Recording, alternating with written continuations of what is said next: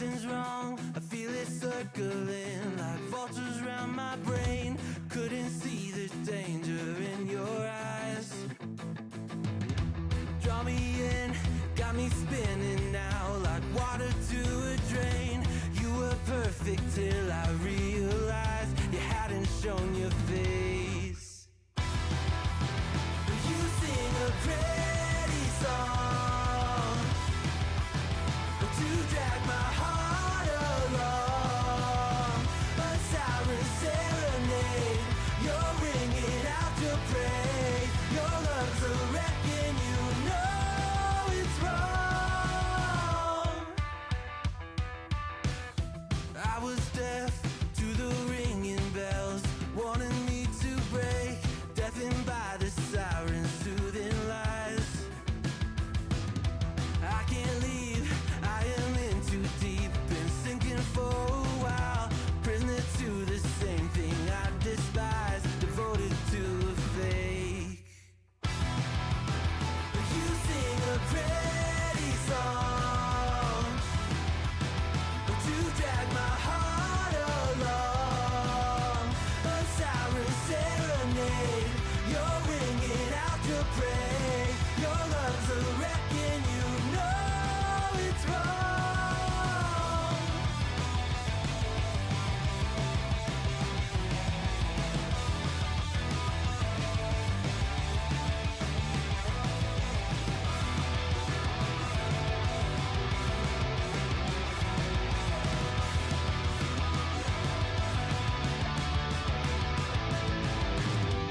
It's over, same story. You lose to love and glory. It's over, same story. You lose to love and glory. You sing a pretty song to drag my heart along. A siren serenade, you're ringing out your praise. Your lungs are wrecking, you know it's wrong. It's over, same story. You lose to love and glory. It's over, same story. You lose to love and glory.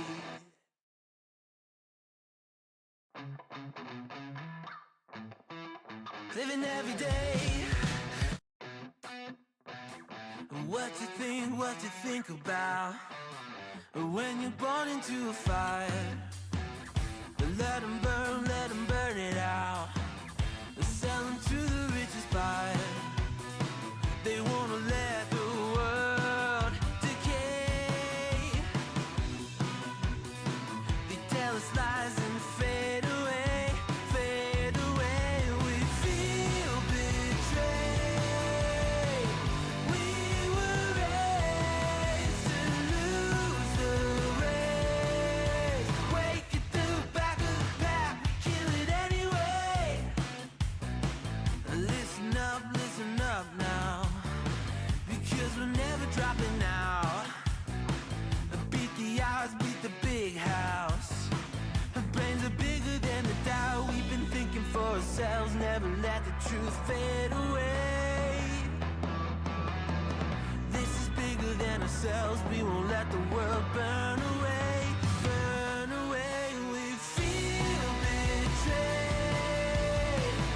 We were raised to lose the race.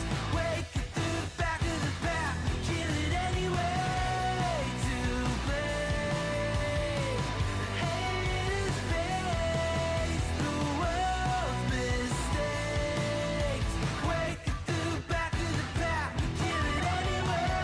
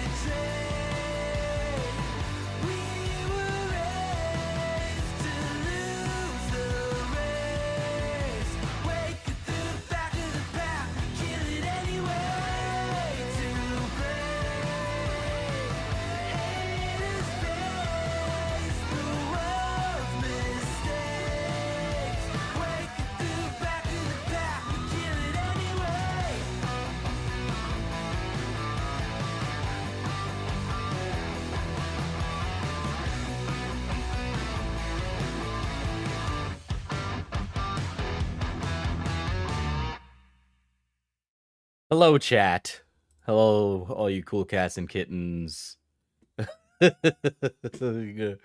me in a jar. I do want to say, 3 days ago, Goonet for Life subscribed to the channel, which is a hilarious name. I usually don't mention subscriptions, but Goonet for Life is such a wild name. Yeah. So I had a talk recently, chat. I had a talk. Right? And that talk was, "Hello, I'm in a stringer today. I went to the gym. It's hot out. Okay. Yeah, yeah, yeah. Diesel's very hairy. Yeah." Um so I had a talk with a dear friend recently, Xylee. And I was saying, after this Yandere Dev video, I have no idea what the fuck I want to do with myself. Like, I have a video planned and I haven't gotten around to it.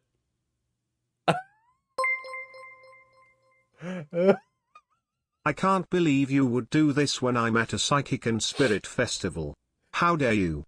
I'll watch as soon as I'm home in like an hour. No, Chris.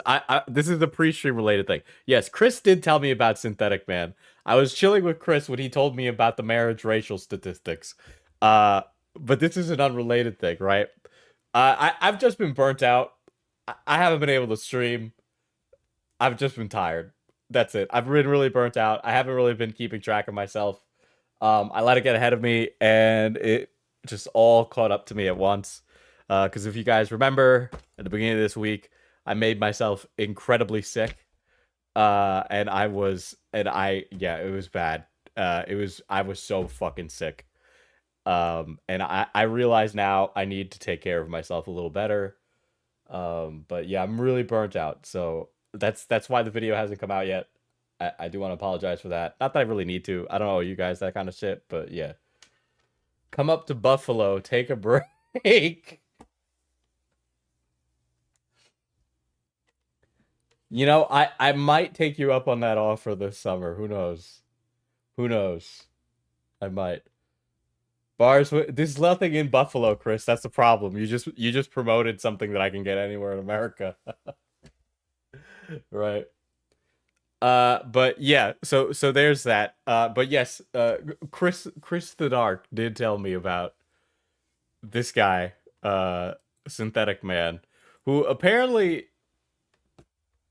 who apparently I like skimmed some of his videos, and like all everything I saw, like he would review. He's one of those. Okay, so we've discovered these people before. Shadiversity and Arch Warhammer are two examples of this guy, right? The guy in particular is like the culture war quartering homunculus. So this is one of those homunculuses that came off of the Hunchback of Quartering's back. Synthetic Man is like an incel gamer chud who has a need to talk about the woke mob every single. His new video has 6 minutes of cope about Fallout in it. Yeah, so it's literally just another one of those people. Um, which funnily enough, by the way, Tipster is the left equivalent of that. I always wondered if there was like a woke culture warrior left wing homunculus. Tipster is that guy. So that's an interesting revelation, right? But we're gonna start with the one that everybody reacted to, right? Um, and you know what's funny? Even a VTuber reacted to this. Like a VTuber reacted to this, which is the funniest shit ever. Um, but yes, Hassan also reacted to it.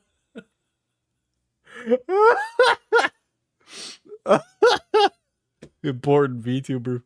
I did see the Nicholas Fuentes gay porn thing. They said that Nick Fuentes's people said that it was them and they put the gay porn on his computer. Them, you know what I mean? Yes, the Jews.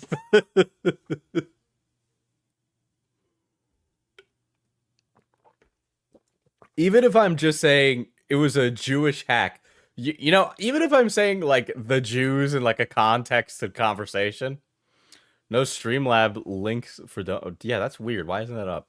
I'll fix that right now. Actually, I don't know why that's down. All my stuff got like removed. I don't know why. I'll fix that. By the way, Kim, thank you for the $5 earlier. Maybe one of the psychics should have told you I was live.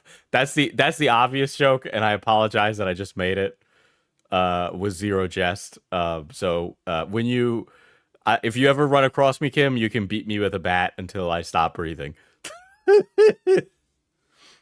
Let's see, is it on a super mega stream? Yeah, it is. Mercury celebrates 4 months of membership. The links went yeet. Yeah, just so members also used to not speak, and now they speak. I didn't do that. It just happened one day, and I'm like, yeah, whatever. But technically, yes. The best way to donate is through the Streamlabs.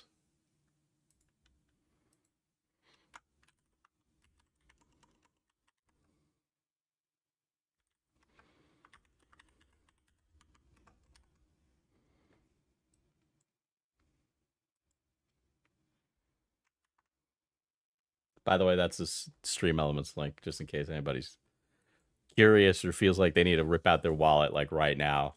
Is this a little dark today? I had to move. Nick also got caught on cam being down with a dude till he saw it was recorded.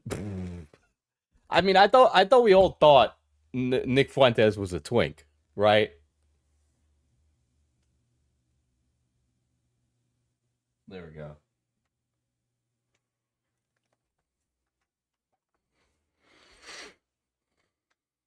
All right. Anyway, without further ado, we got to get in on this. I want to see what this guy has to say. Also, I should mention, I haven't watched this. I have question. Damn it. I'm pretty sure I don't have an answer, Chris. Diesel looking right at the camera does things to me.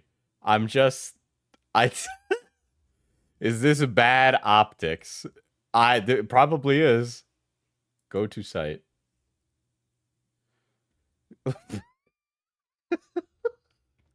Look.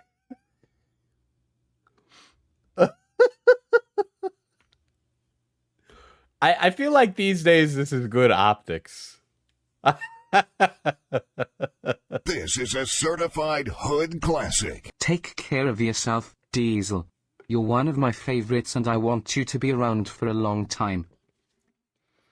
I have many a gray hair, philosopher, okay? I have many a gray hair, but thank you. That's very sweet of you. Thank you.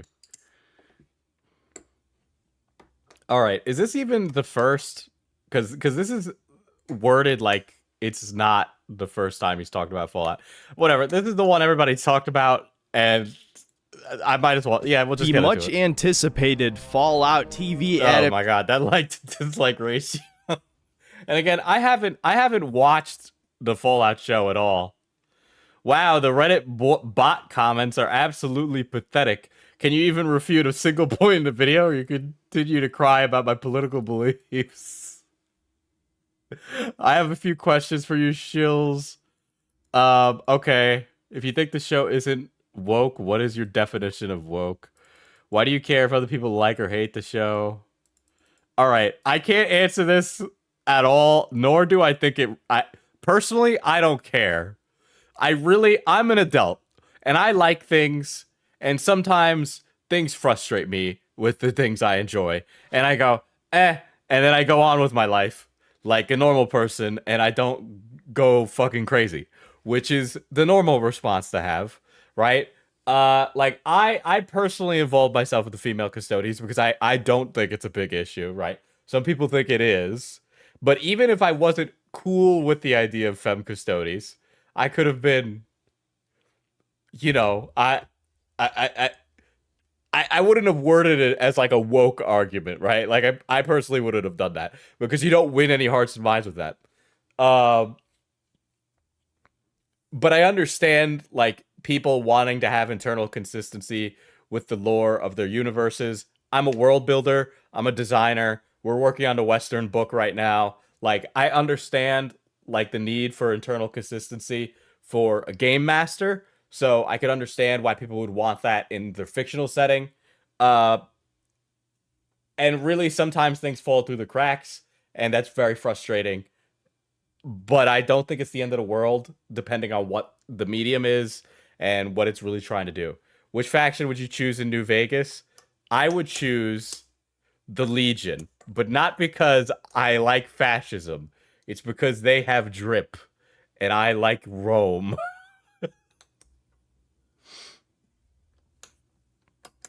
But we'll answer those questions after we've watched this, right?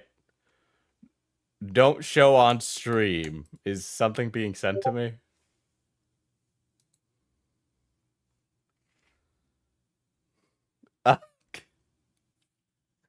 Chris. Why? uh Shit. Adaptation But is we'll answer his questions at the end, right? finally released. And who am I kidding? We all knew this would be bad. Is anyone surprised? I mean, a single person. I made a video just reacting to the first trailer and knew this would be an absolute butchering. And why is that? Well, not just because it's Amazon, and we all know from Rings of Power and various other shows they made that they really don't care about the source material of any series, franchise. Okay, Rings of Power is bad, but not because it's like woke or that they added black elves, which I know is the thing that's bothering him about Rings of Power. Rings of Power is really just not indicative or representative of Lord of the Rings as like a universe, in my personal opinion. I'm not a big Lord of the Rings fan as well, I will say. The Boys I'm pretty middling on. I think some of the changes they made were a little poo-poo, but like The Boys is actually pretty good overall. I think it's pretty consistent tonally. I think it really sets out what it wants to do and is really confident about it.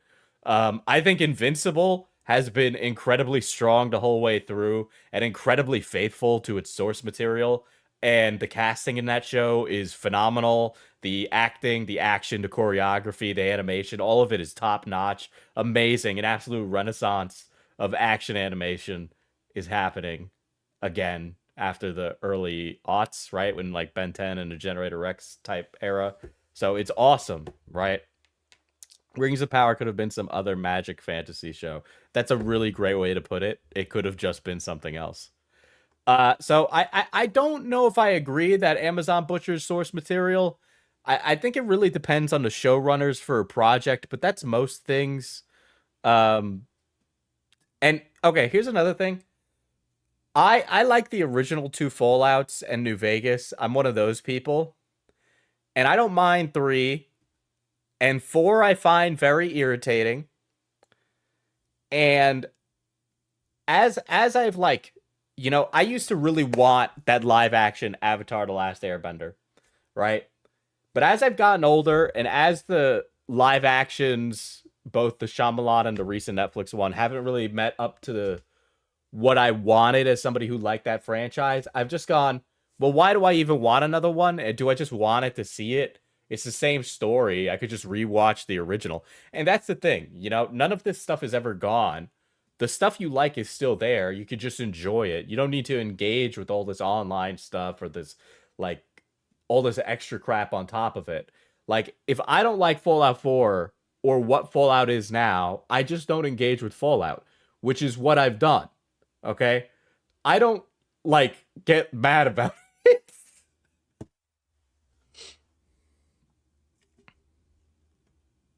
Is no matter how beloved, I mean, if they didn't care about Lord of the Rings, they sure as hell were not going to care about Fallout. But not just that, we know Bethesda doesn't care about Fallout, at least the lore, the canon, anything that they weren't directly involved with, and honestly, in some cases... Okay, alright. So, there's the original 2 Fallout games, right? And then there's everything after that, right? I kind of think Bethesda shot themselves in the foot many a yarn ago saying, yeah, all this stuff is directly related to the previous games. It could have just been like this is an alternate timeline, it's another universe, this is different, separate timeline. Like, that's all you needed to do, right? Yeah, adaptations should never be one-to-one recreations because it serves no purpose in existing. Fans don't want it because if they did, Snyder would be head of DC. I will say I'd really love another isometric Fallout game though. But to be frank, I have Wasteland now. I have Underrail. I have so many other things. I'm at a point in my life where games like the games Bethesda makes don't really appeal to me. I was talking about it with a friend recently. Give us hot ghouls. Give us hot ghouls. I was talking about it with a friend recently. I like things that are harder. I've been gaming since I was like a baby, so I want to be challenged at like a skill level. And these games, you know, they're great for like somebody who has like an hour or 2 hours, like after a work week or something. But like when I sit down, I'm like, all right, I'm gonna spend 4 hours playing Elden Ring or some Souls-like or some like nail-bitingly hard game. I've been playing Arma, right? Because like Arma's very difficult. It requires a lot of communication and skill. And so it's really been appealing to me and the guys that I play with because of that reason. Bethesda RPGs are just not that game for me. And they're just not going to be that anymore. Skyrim was special. Skyrim, obviously, like I have a tattoo for it, right? I think that game is amazing and phenomenal, but like I just started playing Daggerfall. Daggerfall is incredibly old. Like and somebody asked something, what do you think of the new Assassin's Creed games? I started watching Vikings.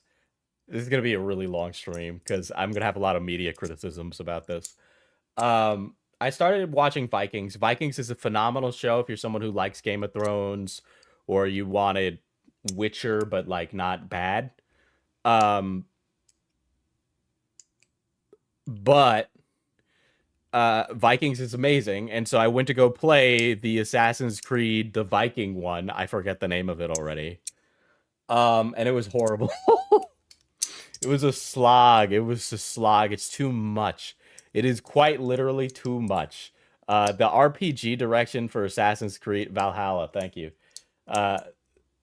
The Assassin's Creed direction, that's like the RPG thing. I know why, and it makes the games feel like they're worth more when you get them.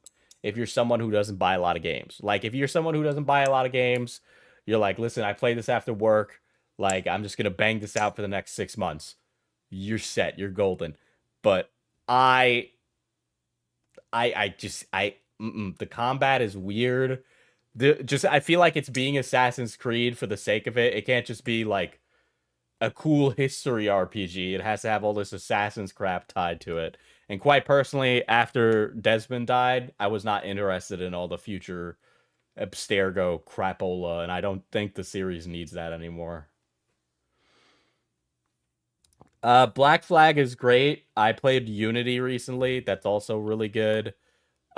Just the vibe, the tone is totally different after the series ended off with like that cliffhanger where Desmond, dies. And I think, a lot of the world building that they set up, they kind of walked back on because some of it can be a little like spicy about who's an assassin and who's a Templar.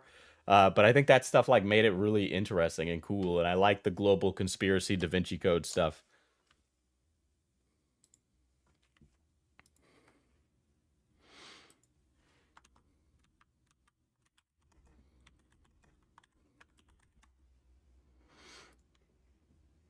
The game is too long. Even some of their older games, they don't care about continuity in the least bit. Now, for the sake of maintaining relevancy, I'm only going to review the first episode in this video, and I'll review the whole season next week. Every single episode dropped at the same time, so on the one hand, that's totally a good thing because this will be gone and forgotten in no time flat, because I don't think anyone who's a real fan of Fallout is going to consider this canon, especially because of all of the retcons, inconsistencies. It's obvious the showrunners didn't give a single... I think the only reason that a lot of the people who played Fallout 1 and 2 just aren't bothered by all the Bethesda Fallout stuff is because they're all like 30 years or older and like have a family and like don't have time for this. Like they've completely moved past the point of caring, you know, like at all. Do we know what this guy's favorite Fallout game is? Okay, it's probably New Vegas, guys. Come on. All right, because everybody who's like, I'm a real Fallout fan. Yeah. No, anyone who's like, yeah, I'm a real Fallout fan. I've been with Fallout since the beginning. Is like, I've played Vegas. Did you play it unmodded? No. Shit about the Fallout universe, yet Todd Howard said this is canon. I fucking hate Todd Howard. I don't really. Okay, another thing. I don't really want tie-in media to always be fucking canon. I just don't want it always to be canon. Like, why is all these Star Wars shows gotta be canon? Who cares? Like, whether or not this Warhammer show is canon or not, I like, it's not gonna exchange the experience. Like, I have over 40 years of content to enjoy. I am reading books that are old.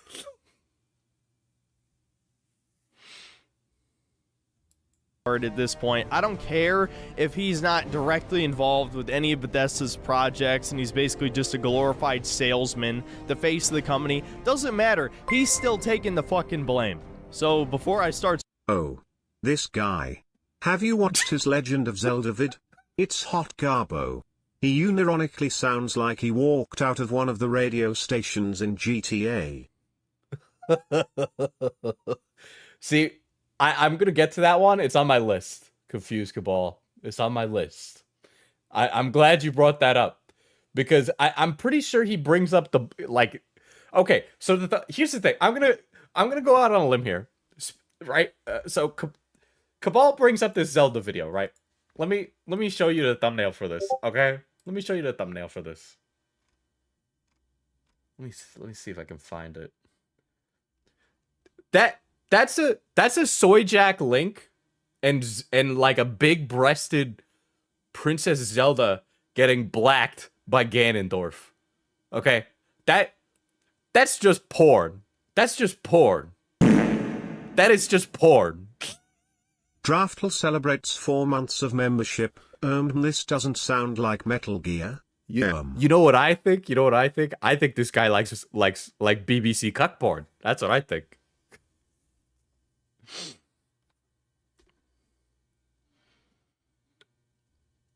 Why are these people so Coomer brain? I got bad news for you.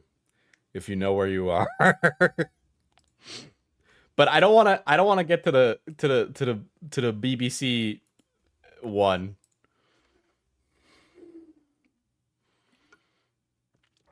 Oh. Uh-oh.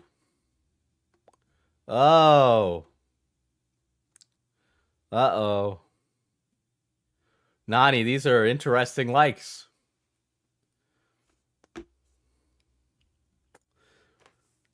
Maybe you gotta check out his Twitter likes after this as well. Remember the hack, guys? Survey says he likes Lolly. No, Survey says he's white nationalist, which might also mean he likes Lolly, or he's gay, or both. Spoiling everything in the intro, we might as well just get into the breakdown. So episode 1 begins in 2077, right before the bombs drop. We see Walton Goggins playing one of the main characters, the Ghoul. Yes, they literally call him the Ghoul when there are thousands of ghouls at minimum in the Fallout universe. He is the Ghoul. but as of right now, he is Cooper Howard, a Marine veteran who is famous for something. I don't think they explain it in this scene, but they imply he played some kind of cowboy character. I don't know if it's for commercials or military. An account called Kill N-Words Hard R follows him. All right, so here's why I think they named him the Ghoul. Let me get in the mind of the show writers for a second. I do, like, that's a really pedantic criticism, but I will levy with him. Walter Goggins is somebody who's typecast, like, he is a Westerns actor, okay, and he's a very good one at that, right? It is not surprising he is called the Ghoul. Many a Western, it very clearly Fallout has Western inspirations in this TV series, right? But the idea of naming someone like that is like the man with no name. That's the idea, right? So I haven't seen the show, and don't spoil it if you're in the chat, even though I'm not going to watch it. Somebody might be upset if you do that. But I'd imagine there is an aspect of his personality that is hidden from the Vault Dweller, the main character of this series, right? And I imagine if I was the writer of the show, honestly, love him being called the Ghoul because it reminds me of the good, the bad, and the ugly. That's the point. That is the point. Thank you. You've literally got onto the cultural context of why they named him the Ghoul.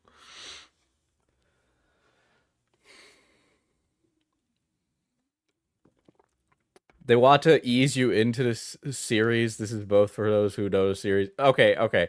I don't think it's that. I don't think it's that. I think it's like a cultural context of like the good, the bad, and the ugly, the man with no name, cool cowboy names. But I'd also imagine that his name is probably, there are aspects of his character that aren't being explored right away that they are keeping hidden from the audience and the characters in the plot. If I was hazarding a guess, I do know some stuff through like cultural osmosis about his character, right? And what happened to him, but the show's new enough that I'm not getting into the things that I've heard and know from conversations I've had. Propaganda. And now he just does birthday parties for alimony payments. And I find this even more funny because his kid is mixed race. So his... Okay. So he is a veteran with a black wife and mixed race child who is a present father unlike yours. Got it. All right. 2 minutes in. She's mixed race. She's one of these darkies. Okay, buddy. Okay. His black wife divorced him, and now he plays fucking birthday parties. How black-pilling is that? Oh no, the guy who was the guy who was serving in the military, his wife left him. How black-pilling. Yeah, bro. Oh, well, you know, the rate of marriage divorce in America is very bad, so I've decided to never get pussy in my life, all right? Love, who tries for that? Up yours, woke moralist. I believe in hating myself forever and edge-maxing to Andrew Tate, so fuck you. Also, his Steam name is Punish Chudler. And listen, I don't want to like look smacks on you, buddy. All right, I don't want to look smacks on you. But Synthetic Man, you're fucking ugly. You are like a white pasty loser. Okay, like you are everything the white nationalist type stereotype. Okay, you are that. Just wanna point this out, dude has race statistics on standby at all times. It's genuinely concerning. So I'm just saying, me and my homies in the hood, you know, bro, you got ops, all right? You better be lucky that you look like every single skinny white guy with like a mild chub in his belly, all right? that's like got really bad greasy hair. You're just, we got ops. We got ops. And at the risk of getting a shit ton of dislikes from normies, just like my review of the first episode of The Last of Us, I find this even more funny because... Well, okay, what is that, any of the... What is divorce and marriage have anything to do with anything?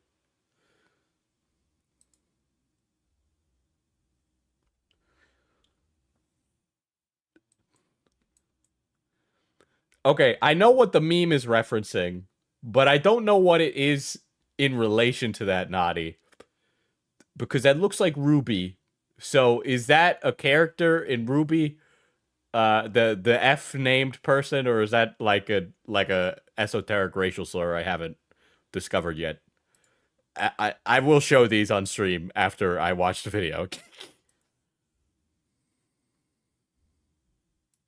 If you know anything about marriage statistics, you would know that white male, black female actually has the lowest divorce rates. Okay, so statistically speaking, because white male, black female has low divorce rate. Wait, what?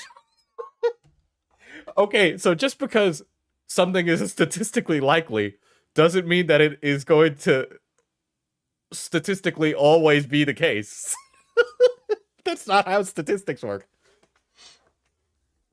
That would mean that there's a 40, right? So that's the couple he's referencing right there. It's 44% less likely.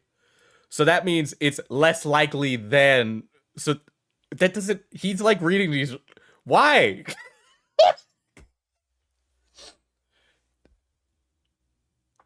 Something being a statistical average does not mean that statistical abnormalities do not exist. Okay? Like, it's possible that these things happen. Pigeon Salad celebrates 4 months of membership. Interracial divorce stats, the be all and end all. Fallout's also statistically unlikely to happen. Why do we even make the show? That's a great, yeah. Like, yes, it's statistically unlikely for that racial pairing to divorce, but it doesn't mean it's impossible. But that's not what the point of this is. I don't even know if this is accurate. I'm not saying this is accurate. I'm saying that his way of, like, basing character dynamics off of racial statistics is psychotic. Because you just wouldn't do that. Because statistically, it doesn't mean that it can't happen.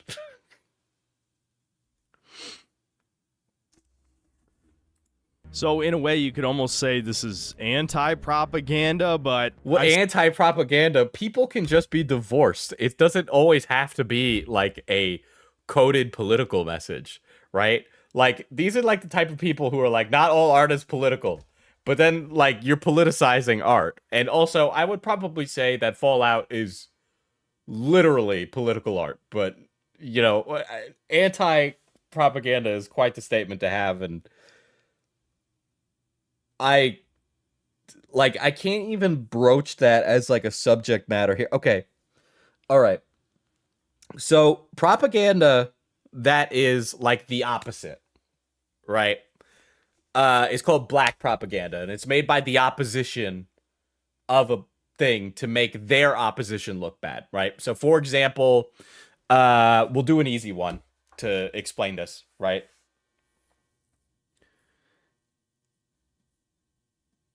In Russia, there is, like, a ban on gay people. It's seen as, like, an affront to their society, completely homophobic and wrong. In order for Russia to justify something like that, they will fabricate, or who knows, maybe even it's real, but in this case it's fabricated. Like a gay couple kidnaps and sodomizes a boy, right? They fabricate that as a story, right? Coming out of the opposition, or the opposition, so the pro-gay party in Russia says, we want to molest minors, right? Let's just say that. This is an example, right? He's using standard deviations and ignoring the deviations. Yes. That is, yes. So that side isn't saying actually to molest children, right? But the Russian government will turn around and say, "See, the pro gay side says that they like to molest children." That's black propaganda. You make it look like it comes from your opposition to just try and take it out from them, right? So that's like anti-propaganda. That's the opposite. But in what context he's using it here, I don't even know if it would be blackpilling, because if you read those racial statistics, white race savior over here should be going and getting a black wife because he's 44% less likely to divorce her.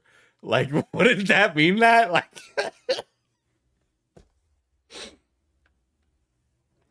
like why is he getting blackpilled? I mean, he should literally be getting bumbaclat pilled. Thank you, Slaw, for becoming a big dog. Still think it's promoting race mixing, as basically every show on television Wait, does. what? I still think it's promoting. In a way, you could almost say this is anti-propaganda, but I still think it's promoting race mixing, as basically every show on television does. You know, for as woke as video game... Okay, pause. I'm not getting through this. Okay, so the show's promoting race mixing. Okay, so he doesn't like race mixing, guys. But based on your statistics, wouldn't it make more sense for you to go get a black wife? Or do just white women never divorce? Because I don't think that's true.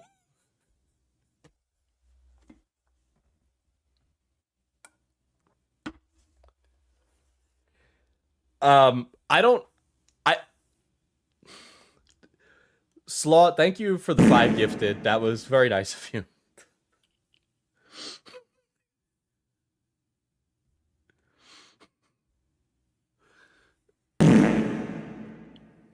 The phrase is him saying that he is anti-race mixing. That is what I'm hearing when he says that. Right? That is...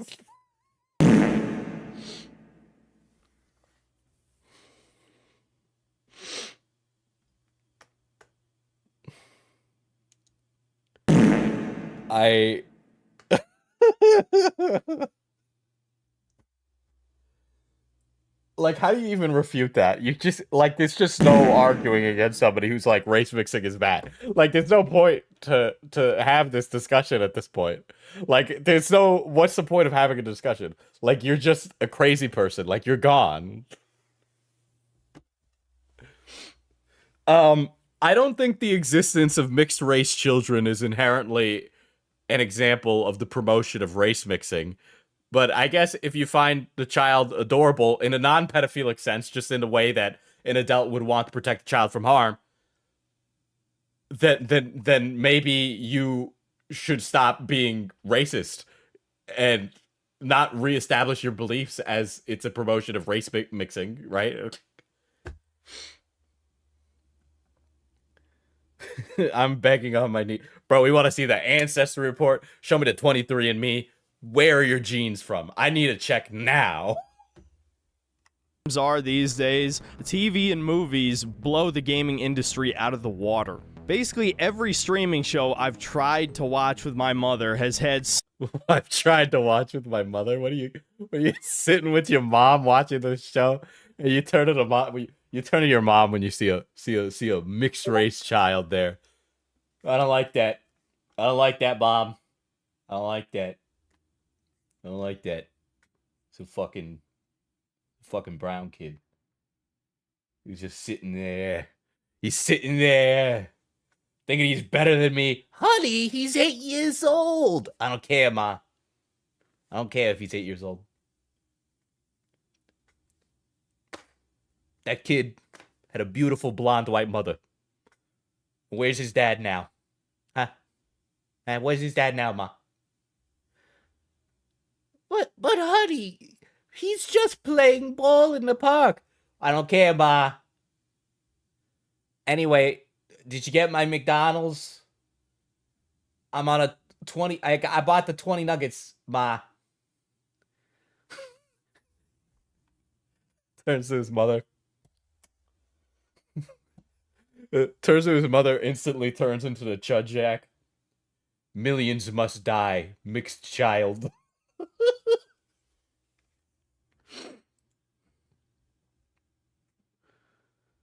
Uh-oh. Nani. Oh, boy. These are quite...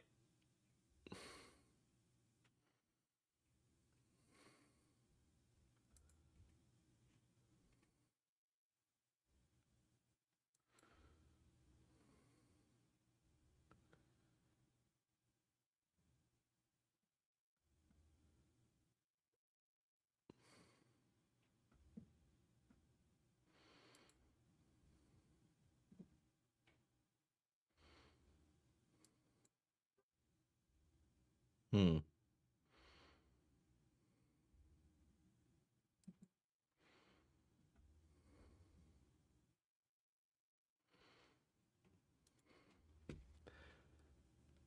Yeah, no, I'm not speechless. I'm just reading. I'm just reading.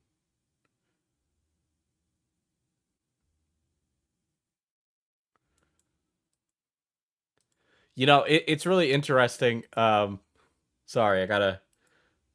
I know we got some Hassan fans in the chat, but allow me to invoke the words of destiny, right? And it's not necessarily his belief. He didn't invent it. He just conveys the message very well because I've heard it before, but he's the one I've heard it stick from. People have a locus of beliefs, right? So if you believe in race mixing is bad, you probably believe that the 2022 election was stolen, or whenever the fuck the election happened. You probably believe that QAnon is real. You probably think that Russia is justified in invading Ukraine. Right? So that's a locus of beliefs. So let me just say that Synthetic Man is definitely one of those guys where his locus of beliefs aligns. Let's see, he's a white American male, doesn't like race mixing, is Christian. There's some more here. Has a weird self-hating race boner. I don't know. It, like, on one hand, I really dislike the people who are like, listen, I manifest my own destiny. All right. I manifest my own destiny, regardless of my race. And I've definitely been put in positions where my race has come into conversation, and it's very fucking frustrating because when you're Hispanic, everybody else gets to decide it for you, right?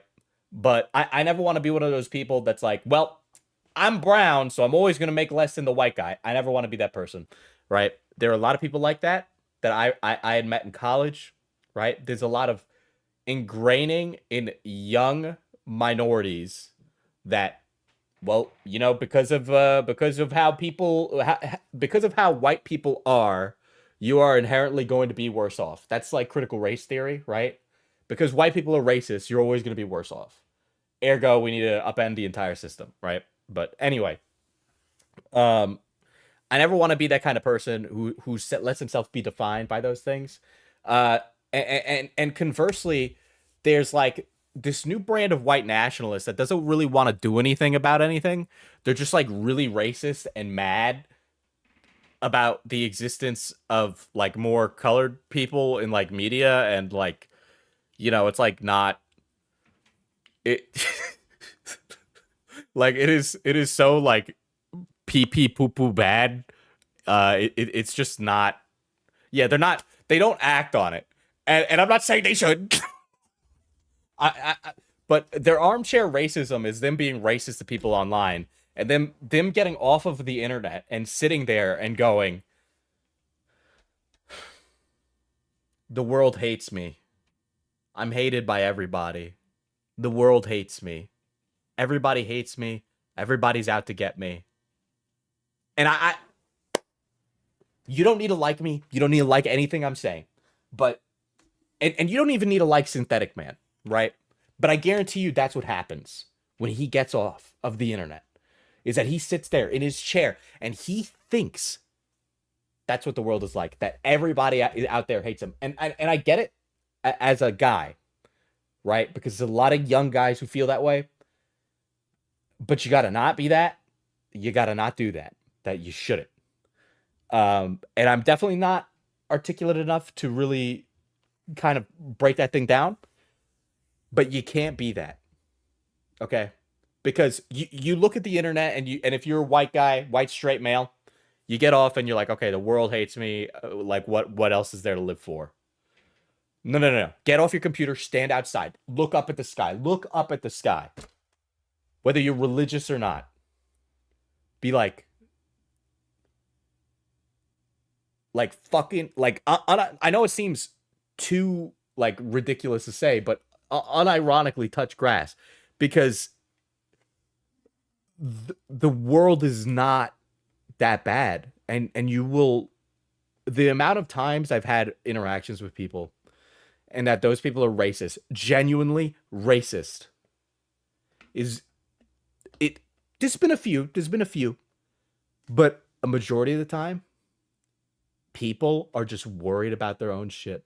They're worried about their own personal insecurities, right? They're just looking to make it through the day. Nobody at Target, when you go to buy groceries, is like, oh, that guy's fucking white. Nobody does that. Maybe there are some. I know there are some. I've met people like that before. But that's not everything.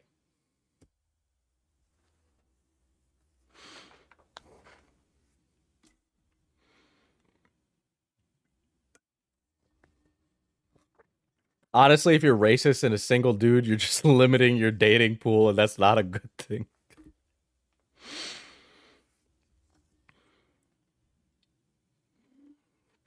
He's too irrelevant to be hated. We were laughing at how pathetic he is. Yeah. But what I'm saying is us. Now, in 5 seconds, I'm gonna go back to not being empathetic to the racist. But I'm extending empathy to somebody who doesn't deserve it, because give fucking humanity a chance. Like, let's take some fucking enough black pills. Let's take some yippee pills, okay? Let's get yippee and sigma pilled and loving pilled. Okay, like, unironically, because I know we're like all shitting on this guy, right? But yeah, be hope pilled, right? There's a lot of these guys, and I know I made the joke earlier about his father not being in the picture, but that's probably true.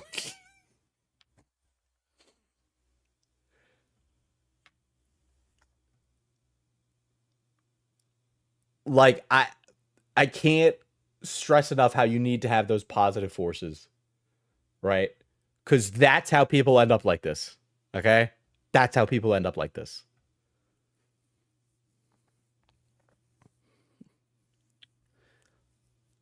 Like, I don't know if I'm articulating this point well enough. I'm probably getting the main gist across.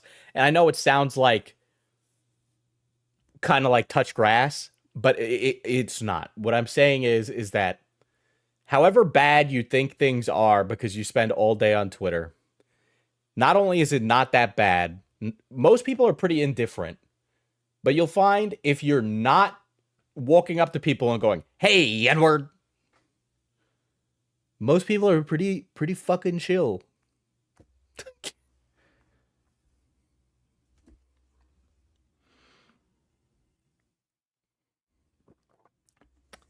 Yeah, it's like the meme about all the hate Alex Jones carries aged him horribly.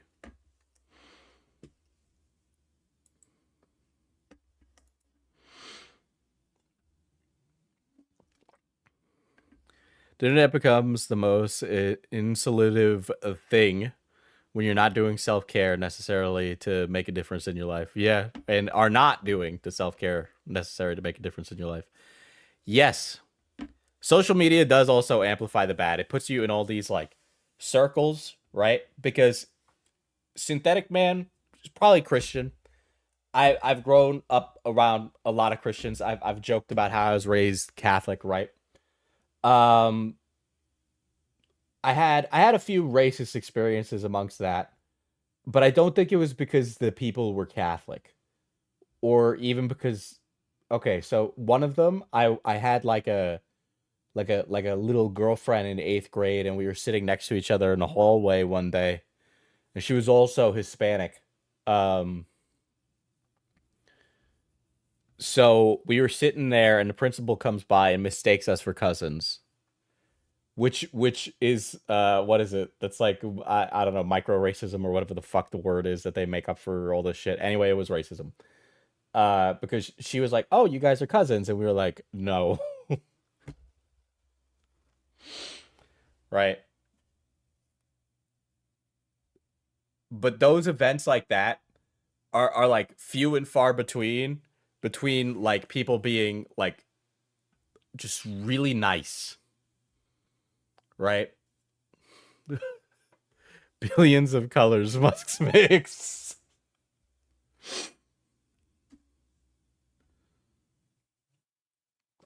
Still, as a brown guy, trying to be empathetic towards racists is hard. I'm not saying you have to. I'm not saying you have to. The word is microaggression. The word is stupid.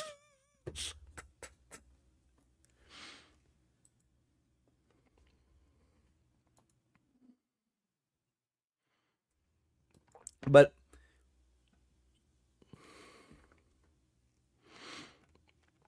this is an example of one of those people, right? Like I'm guaranteeing you, I would bet dollars on donuts. Synthetic man, early to mid 20s, probably never dated a girl in his life. Failure to launch, lives at home. I was in 8th grade. I was like 12 years old.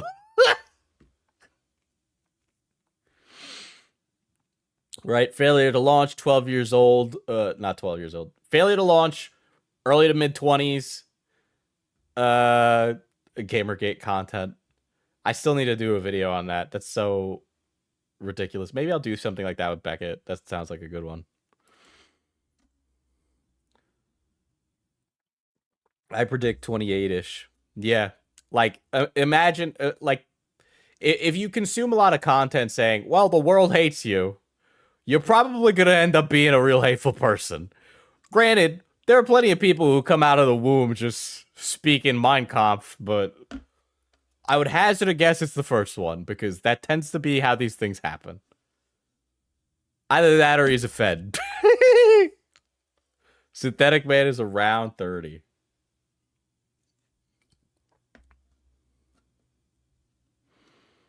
If he was if he's in his 30s, then it's like Jover, and he's gonna be this way forever.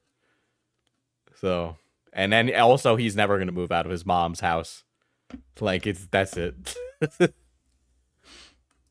Some form of propaganda in it, and usually multiple types, whether it's race-related, gender-related, LGBT-related, it's usually all of the above.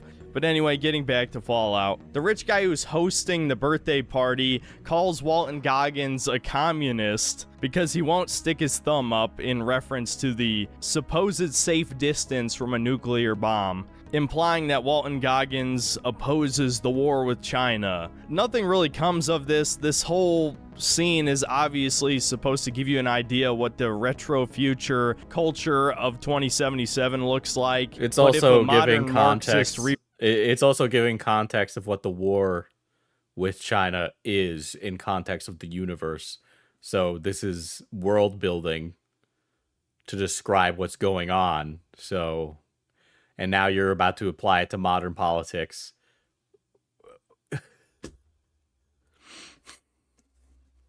He wrote history and added diversity everywhere. Oh yeah, he claims that he's been weightlifting since 2020. Also talks about having depression, anxiety, and lives with his parents. Also lived as a recluse.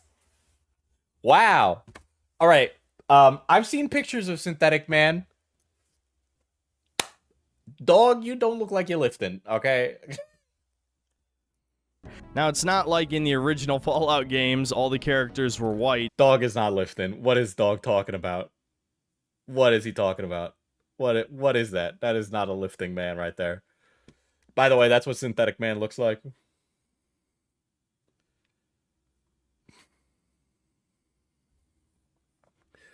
Diesel IRL, he labels whoever disagrees with him a bot, outrage merchant, Discord groomer, or Reddit cuckold.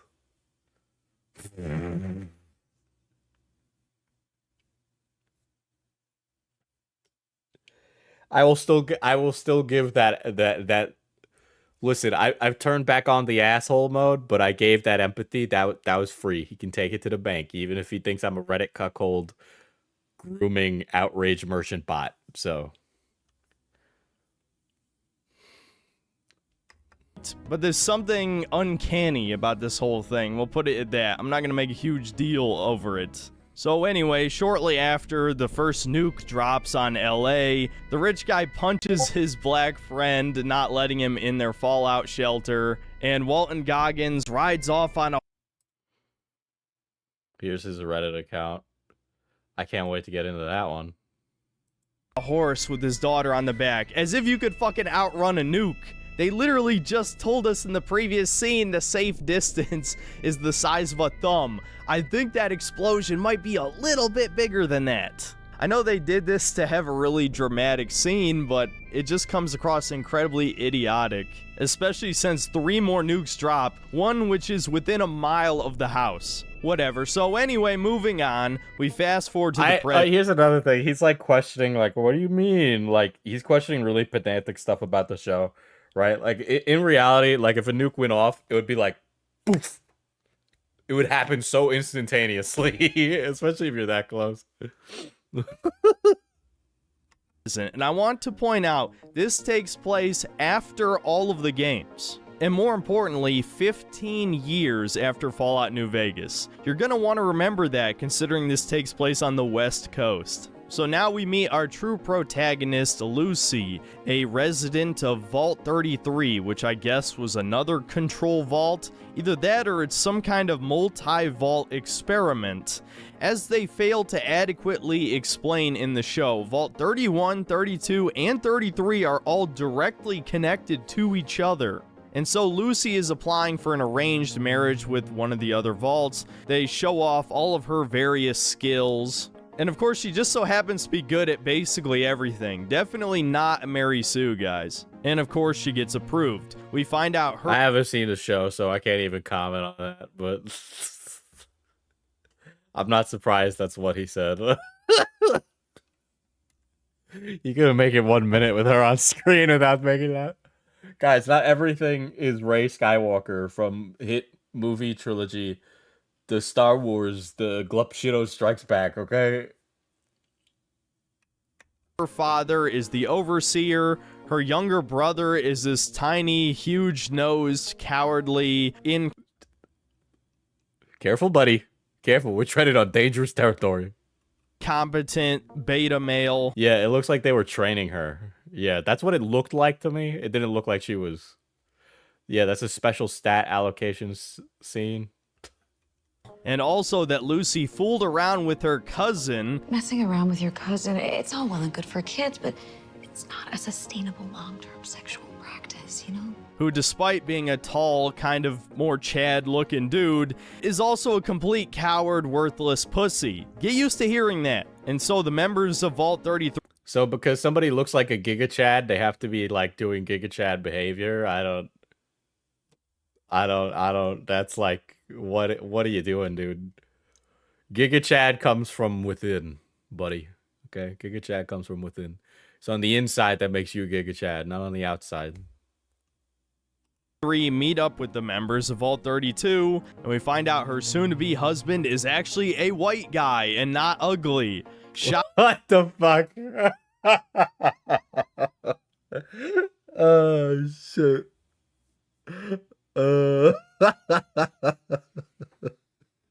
I mean, he just looks like a guy, dude. We find out her soon-to-be husband is actually a white guy.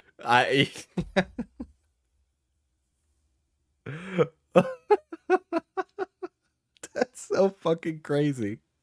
And not ugly. Shocking. But don't worry, they ruined that pretty shortly. Yeah, God forbid this is a happily married white couple. Like, At the wedding, Lucy asks her new husband Monty what his sperm count is. You know, I think I'm actually starting to like this girl. And even more based... Hey, what? Well, I don't understand why that's like a likable trait in a woman. Hello, what is your fertility? Are you virile, husband? Like, what? What, was that a joke? As soon as they get back to her room, Monty strips naked and they just straight up have sex. So I guess one good thing came out of this show. But of course... Okay, dude, it just kind of sounds like you're gay for the guy. Like, did that... Like, you're like, oh, she married a pretty good-looking white guy. And then they have sex. That was pretty good. Kind of sounds like you're gay. So kind of just sounded like you had a gay moment. You might have had a little bit of a experience there. Sounds like you stayed for the Nick Fuentes after party.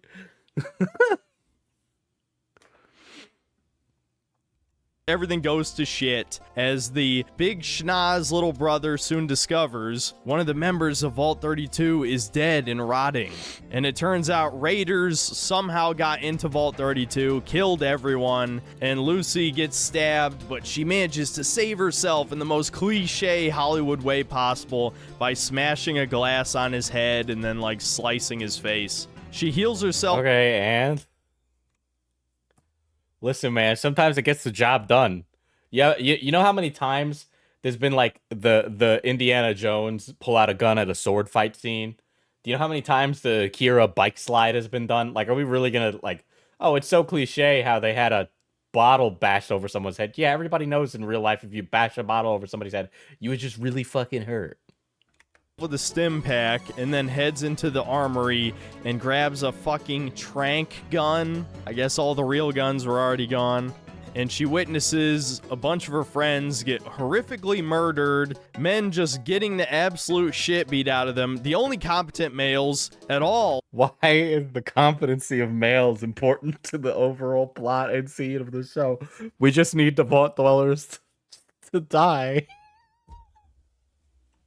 Are the raiders, but her pregnant best friend, after getting stabbed in the eye with a fork, gets a hold of an SMG and starts mowing down raiders. Wow! My god, it's Wolfenstein 2 all over again. This is the cringiest...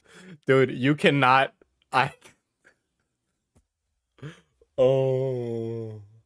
In Wolfenstein 2... everybody fighting the Nazis makes everybody killing a Nazi more incredibly, like, fun, right? Like, it doesn't matter whether or not you're, like, an old person in a wheelchair. If you have, like, a shotgun strapped to your wheelchair and you blow away the Nazi, I don't care how, like, ridiculous it is, okay?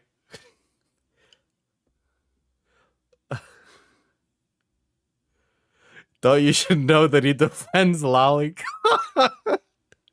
Never mind, I take it back. I hope this guy gets drawn out into the town square and drawn and quartered.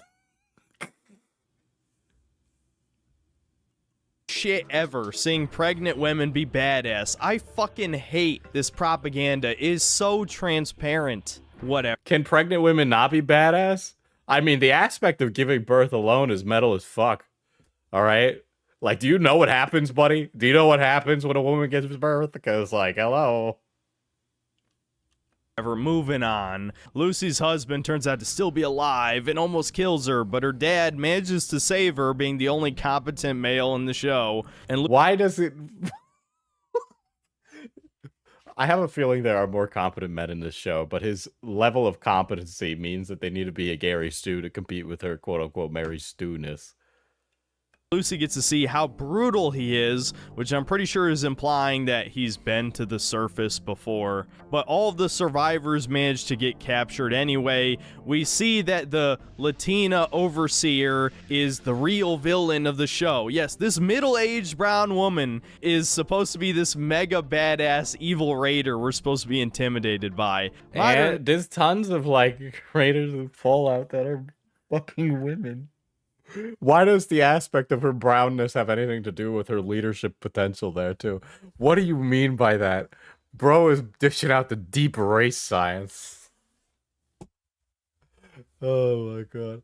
You know, the thing is, this guy is like ridiculously racist.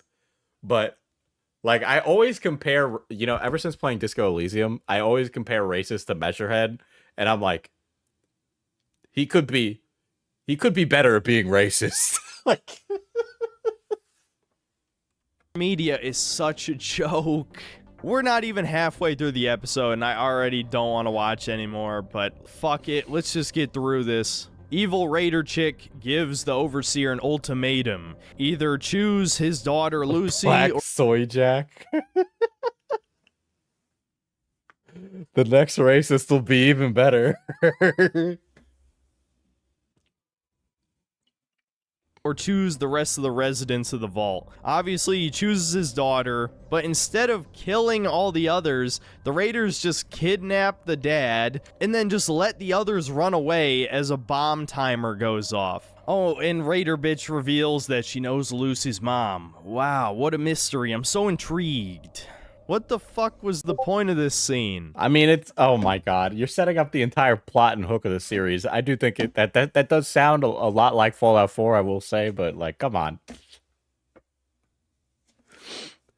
I'm really not asking for high art from the Fallout show. I might just go watch this in order to be able to argue his points better. Alright, now we get to meet our final main character, Maximus. And it's another pussy-ass black guy. You know, it's one... Why does... What is the correct standard for a black character in a TV show? How should a black character be? Tell me, white guy. Tell me how a black character should be.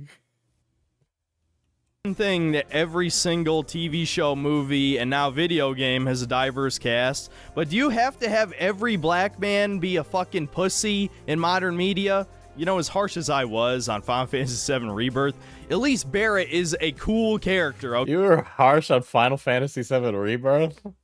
Why? What's bad about it?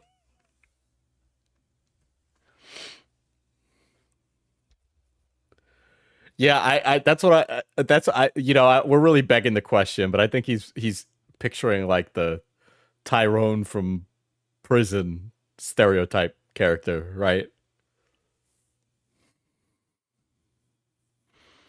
Okay, you can sell me on a diverse character if they're cool, if they just act like a person but they happen to have a different color of skin. You know, I know this is very stereotypical shit that okay, I have a feeling that doesn't, like, you say that, but I don't believe you when you say it, because you initially started this with the divorce statistics, which is very strange to say that now, as if, I know, bro's lying through his teeth. He's trying not to say the quiet part out loud. basically everyone said by now, but it's true. It doesn't matter how many times it's said. It's accurate. And yeah, so he there definitely has been times where it's like very unabashed by Hollywood and it's very inappropriate and bad, right? But these are new characters in the Fallout universe. They could be however people like desire. Okay? They like if this was like an established character, I could see an argument, but otherwise, like, again, it's like a, well, this is who this character is, who cares? Gets hazed by all the other Brotherhood of Steel initiates, and he gets saved by a trans man. I'm not joking. Oh.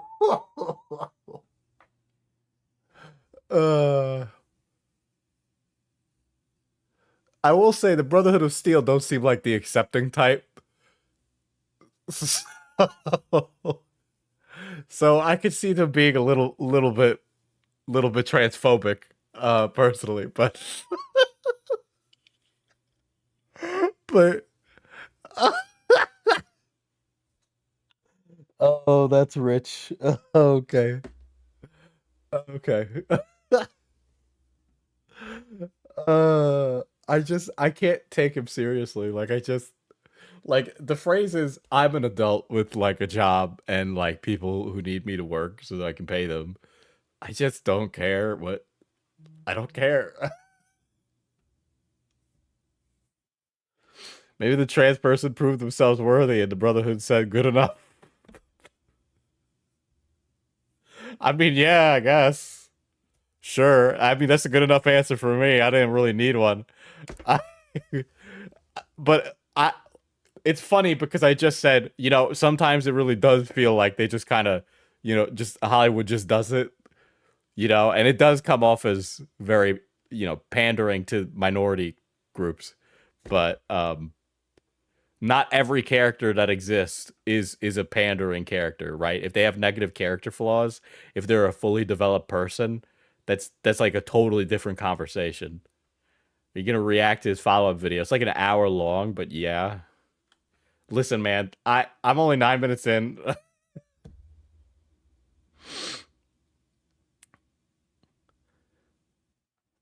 From what I remember, the Brotherhood of Steel is very dogmatic. But when the Bethesda games came about, they became a little bit different, right?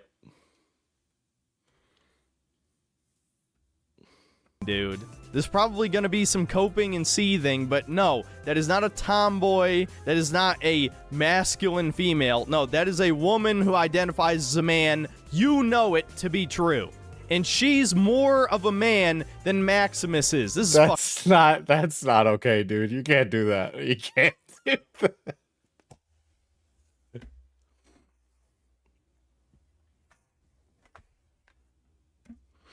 fucking embarrassing. Whatever. Anyway, moving on. I have to get through this, guys. I can't take it anymore. Everything I love has been destroyed.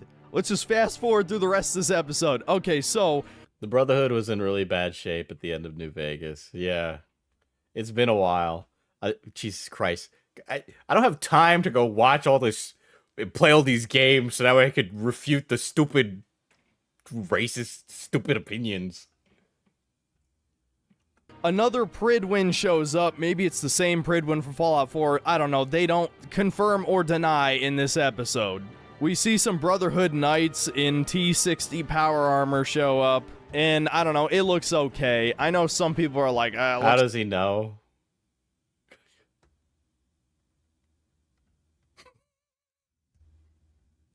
It's like shitty cosplay. I think the costumes look okay. It's when there's CGI that it looks bad. In the next scene, Maximus and the girl boy sneak away and look at some power armor. You can't say that. You can't say that. Whether or not this character is trans is never addressed in the show at all, which is how you should do it, personally. Unless it is absolutely important to the story, you should not have a subplot where the character turns, you know, I used to identify as a woman. That's not appropriate, okay? That is not how you do a trans character, all right? You don't do a trans character by making them the trans character, okay? That's the problem, right? Then that's a diversity cast. Then that's pandering, all right? But just existing as a trans person is not pandering.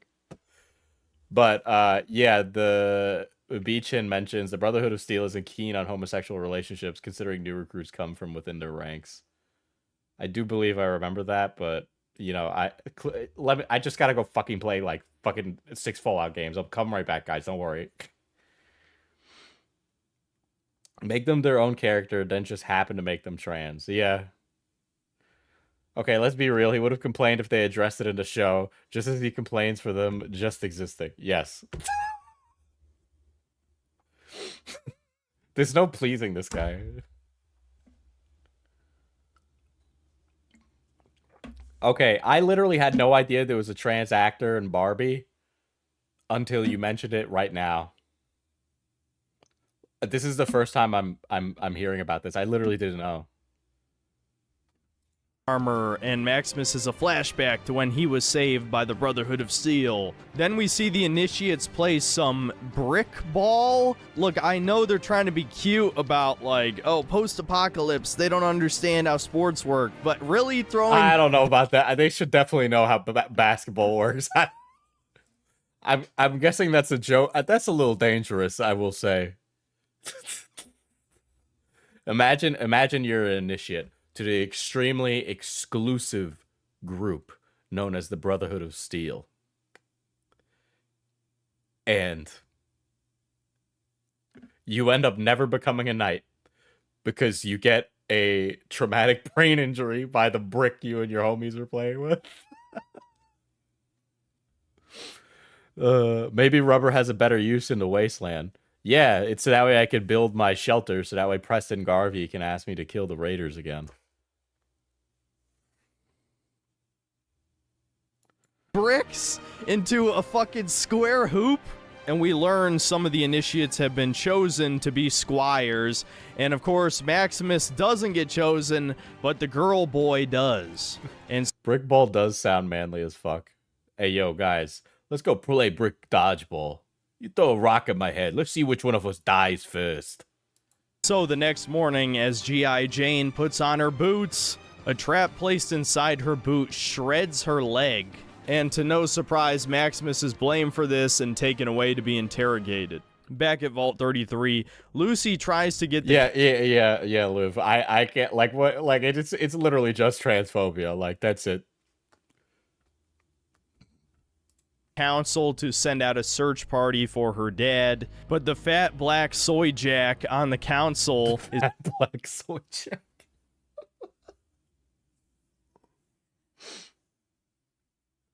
too chicken shit, as is the rest of them. And so Lucy teams up with Big Schnoz and Sweet Home Alabama to leave the vault themselves. Of course, her brother, being a massive pussy, won't go with her. Her cousin actually wants to, but she knows he's incredibly incompetent and also a coward, so she tranks him and leaves the vault by herself. Now this Fat black soy jack. None of those words are in the Bible, brother. Bro, if you Christian, Jesus said, you know, before you take the splinter out of your brother's eye, you need to take the log out of yours, and you really need to take the log out of yours. I don't know what to tell you. is where the show jumps the shark. We find out that Vault 33 is located next to Venice Beach in the heart of the Boneyard. That's Now, gonna jump the shark. I kind of felt like the brick is the shark jumping point. Personally, for me, I'd be like, all right, like, come on.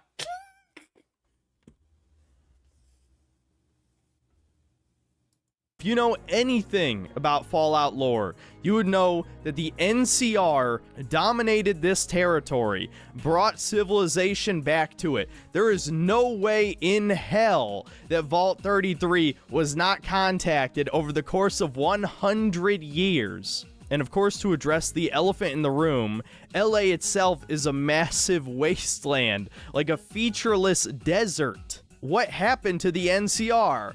Well, at the time of me recording this, Yeah, they said something like the NCR got like nuked or something. spoiled of future episodes. And apparently Shady Sands got nuked 4 years before the events of Fallout New Vegas. Yeah, that's how you know the showrunners didn't do the research, and yet LA's a massive wasteland, so it hasn't changed at all. Based. Listen, if the NCR completely dissipated, and that's what happens in the show, I'd be very disappointed. But it would definitely go about the... Like, Fallout has a very clear thesis statement about, like, war never changes, right? Like, it's a very clear thesis statement. The NCR and the Legion fighting in New Vegas is an example of war never changes. America and China fighting in the pre-nuke age. War never changes. It's the same fucking thing, right? Like, it's about how humanity constantly undoes itself via our inherent violent needs for war. It could be two men fighting with sticks, two men fighting with nukes. War never changes. Very simple thesis statement. show's canon. It's totally canon, guys, that the capital of the NCR got nuked before New Vegas. Yet it was never mentioned, and it's more than established that the NCR dominated California and brought civilization back fuck this show, fuck Todd Howard, fuck... What did Todd Howard have to do with this?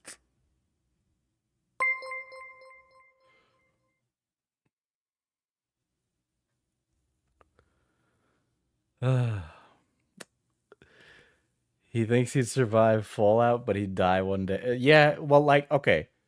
You know, I realized how unable I am to do things when I went camping. So I'm making myself more able in, like, a scenario like that. Because you should be able. But yeah, he would die.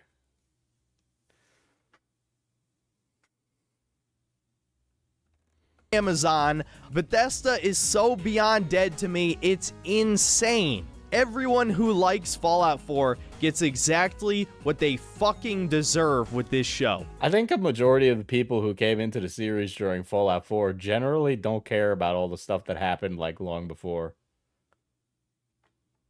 What blows my mind is there's people who actually thought Starfield How are was... you making yourself able, Diesel IRL? Learning different, like, survival-related things.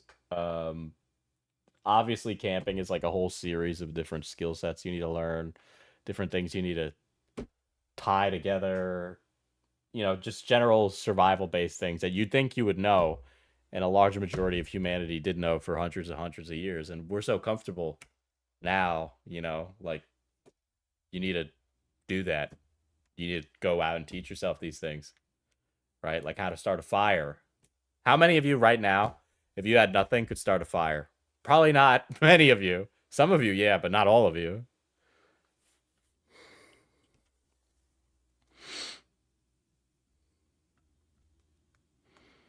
I'm not going to sugarcoat it. I die in Fallout. Just twisted my ankle today. The biggest fucking baby.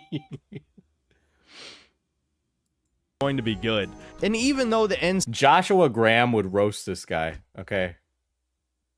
Joshua Graham would kill him. Would kill Synthetic Man, period. CR capital was nuked, that doesn't explain how the Boneyard turned into a giant desert wasteland. But it's as simple as the showrunners didn't care. This is not made for the fans. This is made for normies who have heard of Fallout. It's made for women who won't even watch the show. And most importantly, it's made as a humiliation. It's made for women who won't even watch the show. Listen, man. People be saying things about the ghoul. They be saying things. All right? They be saying things. Ritual. They will destroy everything you love, and you will do nothing about it. At best, you'll vote with your wallet and hope things get better. Yeah, that's worked out so great for us in the last decade. But whatever, I'm not gonna Fed post, because I will legitimately get banned. Next scene, we get back to Max. Listen, buddy, Fed posting is just you being racist. Okay? Like, that's it. And he cries like a little baby bitch as the scribe interrogates him, accused... Okay, listen, buddy. Men are capable of crying. Be in touch with your feelings. All right? You need to.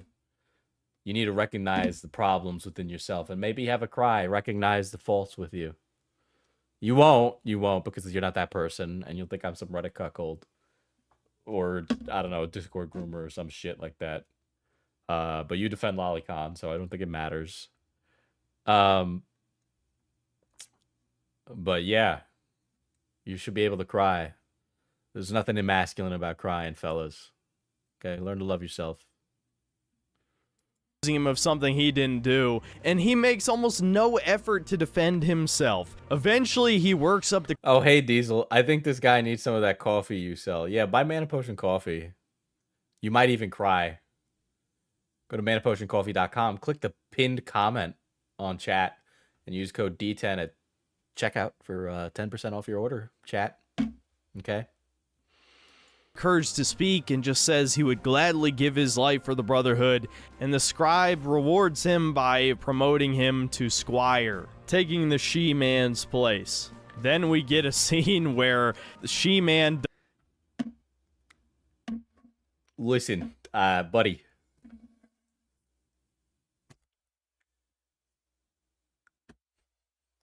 Can't say that about trans people. You just can't. You know, it's like he's just saying, doesn't blame him because she knows he would never do it because, again, he's a little bitch boy who would never do anything wrong. What a great protagonist. And at his anointment ceremony, he gets a brand burned on the back of his neck by power armor, which is kind of cool, I guess. And now we get another massive retcon. Kind of cool, I guess.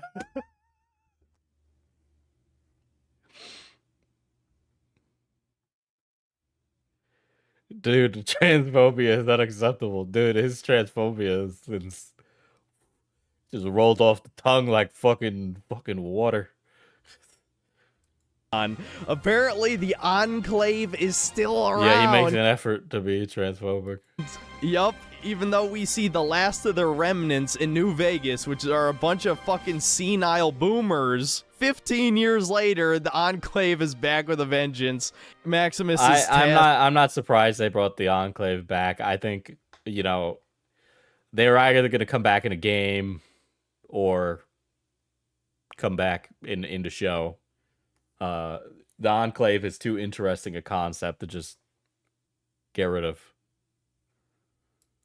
With finding one of their runaways who I guess is hanging with dog meat. And for the final scene of the episode, we wrap back around to Walton Goggins as we see a few mercenaries dig up his corpse. Oh god, here we go again. Pete Hines has been vindicated. For those of you who don't know, there is a unmarked quest in Fallout 4 where you find a ghoul child who's been locked in like a fridge or something. I can't even really remember. The child has been in there for 200 years with no food or water, and you reunite him with his parents who are also ghouls. It's quite possibly the dumbest quest in any RPG of all time, and rightfully, fans pointed out how stupid it was, how it's been established in the original games that ghouls do eat and drink, and I believe even in Fallout 3, they have to eat and drink, but no. I will say, I do get this sneaking suspicion the guy has not played the original 2 games. From what I do recall, ghouls do need to eat and drink, but I think, okay, here's a personal gripe. I have a gripe about Fallout. Fallout's always been a little goofy, right? Even the original 2 have moments of levity. But I think the Bethesda games made an issue where every game got goofier and goofier to the point where it doesn't have enough moments to be serious. Right? And that kind of ruins it for me. Because once too much of the game starts to be a joke, it's hard for me to be like, you know, actually invested in the characters. Like, you can poke fun and be a funny character, but it's another thing when you always have the sarcastic yes option, the no yes option, the yes option, or the ask more to yes option. Now ghouls are just immortal zombies, and Pete Hines, being a massive silly Billy on Twitter, pointed out how nerds are all losers for caring about continuity. You're right, why should I care about anything that happens in the story? I should just consume your product, you piece of shit. Fallout the show does a good job at avoiding becoming another Borderlands. Yeah, I like the first 2 Borderlands, and then after that, I find them incredibly insufferable. I find the humor, like, absolutely just, like, it's fucking infuriating. But now, over 8 years later, Bethesda still has a chip on their shoulder about that one, and has confirmed in this show that ghouls can be buried underground in a coffin for who knows how long, and be perfectly fine. And for seemingly no reason at all, Walton Goggins kills the 3 mercenaries. They weren't even hostile. They were offering to share a bounty. Yeah, honestly, the worst thing about Fallout 4 is the dialogue system, but the combat's way better than 3. If we're talking about the Bethesda Fallouts, way better. Fallout 4 is an amazing leg up on it. With him, and he kills them. This show is fucking stupid. Okay, that was episode 1. It sucked dick. It ruined everything. Fallout's dead again. What is this? Honestly, clip, Fallout's Nani? been dead to me Am I going to since play Fallout this 4. and get like banned if I play this? I'm just gonna download it and play it. Let me just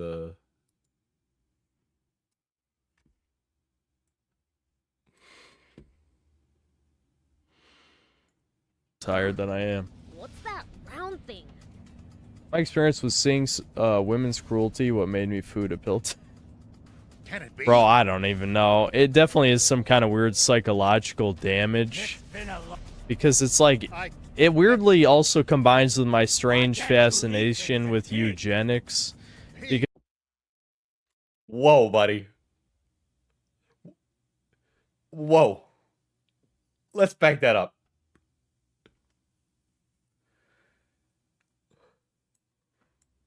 tired than I am. What's that round thing? My experience with seeing women's cruelty, what made me food appealed. Can it be? Okay, Chatter says, my experience with women's cruelty is what made me food appealed. Buddy, I think you might like men.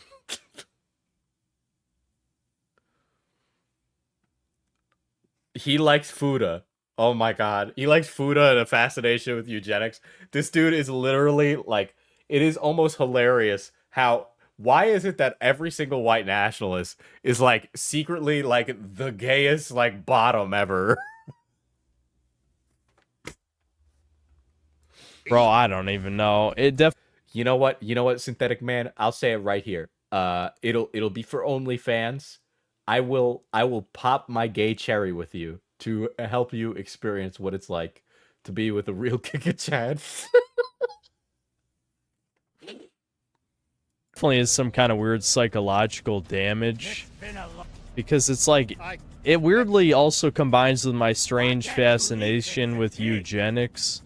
Because the idea of Fuda is some kind of like alternative Ubermensch being also like some kind of like eugenics. Because the idea of Fuda is some kind of like alternative Ubermensch being also like sort of ties into the fetish. Because typically how Fuda are depicted is some kind of like superior mix. Okay, so he's watching or reading doming Fuda porn of the sexes, which is just, I don't know, it's kind of weird. That's why I always make a hard... Him joking about Fuda fucking him in the ass. Oh, okay. No,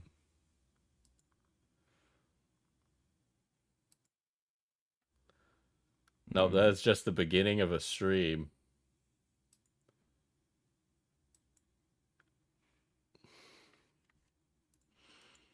I always get really annoyed when people try and confuse it with trannies, because trannies is almost like the opposite of Fuda. Okay.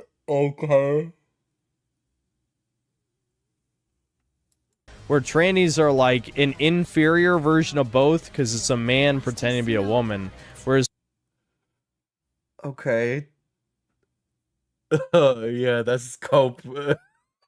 Fuda is like some kind of weird magical or like biologically engineered super being that is like... Why are you... What do you mean? What do you mean? Nobody's ever looked at Fuda and gone, this is a biological masterpiece.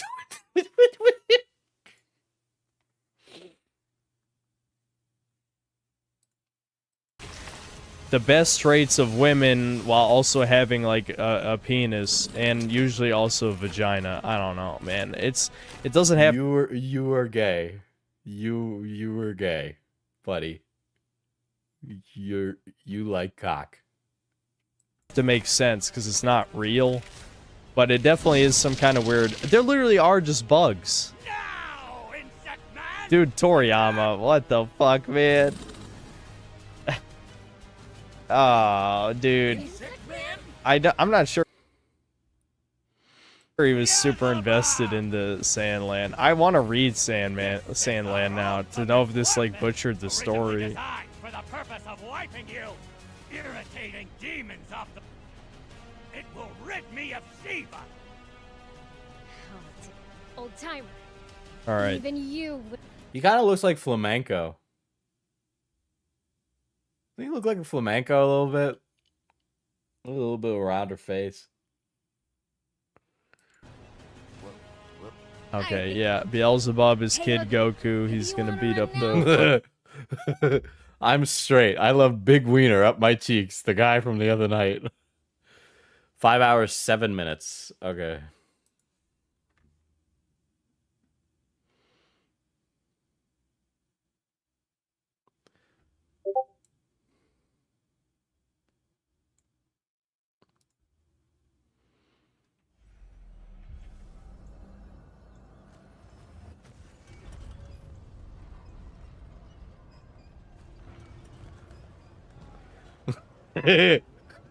Wow, I'm on the dark side of YouTube. He's talking about eugenics.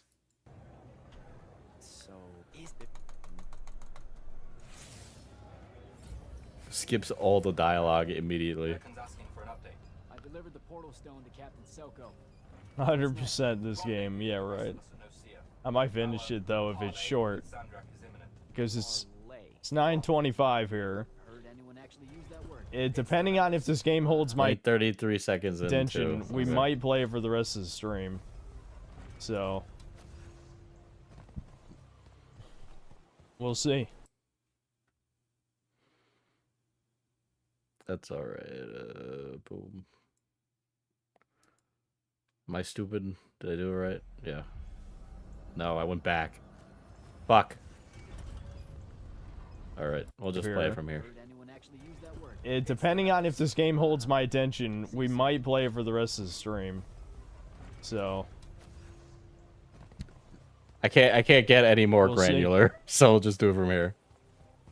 Is that a butt plug? That's okay. Listen. It's not a butt plug. It's not a butt plug. That does look like a it's not butt plug. guys. That's straight up. That is straight up a butt plug. It's a magic butt plug. It just looks exactly like a butt plug, but it's not a butt plug. What did EA mean by this? But god damn it. Yeah, whatever. It's a butt plug for new Abby to shove her giant food and cock in my ass. There you go, I said it. It's over. My career is done. Take it out of context. Yeah. Wait, was he reading something from chat?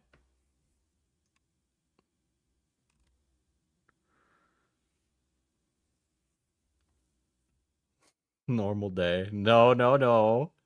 This is the synthetic man playing with the butt plug up his ass. I mean, wait, no, that's not what I meant either, but... Hold on. Like, it just looks exactly like a butt plug, but it's not a butt plug. It's a butt. God damn it. Yeah, whatever. It's a butt plug for new Abby to shove her giant food and cock in my ass. There you go, I said it. Yeah, no, that isn't out of context. He just said it out of pocket, bro. That's like me sitting here and going, I need a MILF mommy dommy vampire in my life, just saying.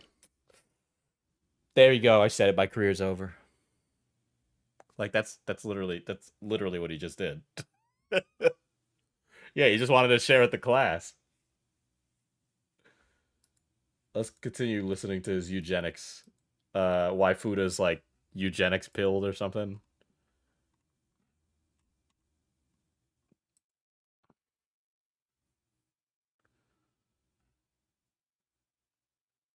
I'm gonna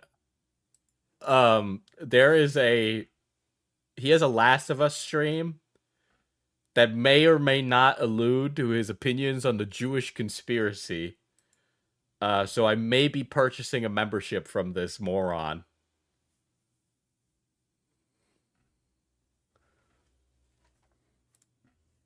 Bug. The Fuda mensch. Oh my god. Did it actually one-shot the prince? Okay, no, he's fine. Hey. Alright, can we fight? Why is there so much talking? My bad. Oh, that was his weighted training clothes. Now he's for real. I'll draw it away. Sebastian Howard, thanks $2. So I think hermaphrodites are hot. Not real ones, but again, like Fuda is something that. So these guys will willingly jerk off the cock all day, but the second they're offered cock on a silver platter, they're like, no, none for me. That's too gay. really only works in anime. There's many fetishes that only work in anime. That's why, like, autists, weebs, whatever, always say 2D is better than 3D. There's a lot of ideas. Like, femboys are another one where it's like, if you see, like, real feminine men trying to be femboys, it's repulsive to any straight person, no matter how feminine they try to appear to be. Why do you care is the real thing, but like you're coping, you're gay, that's it, you're just gay, dude, you're gay.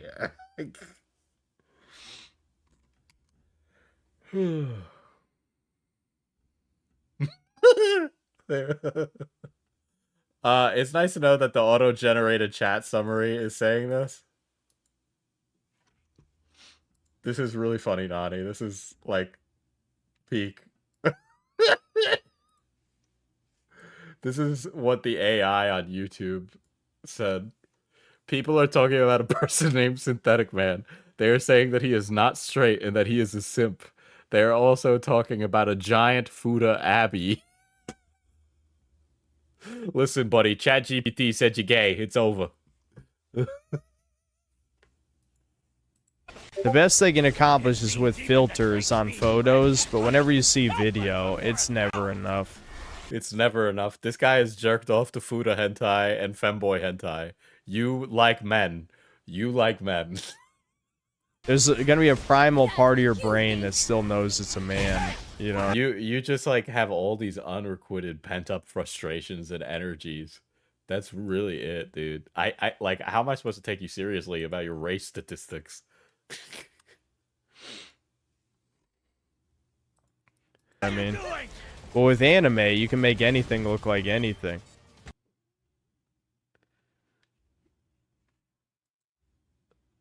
I sorry, I had my own video open. I was, you know, the only man I love is myself, so.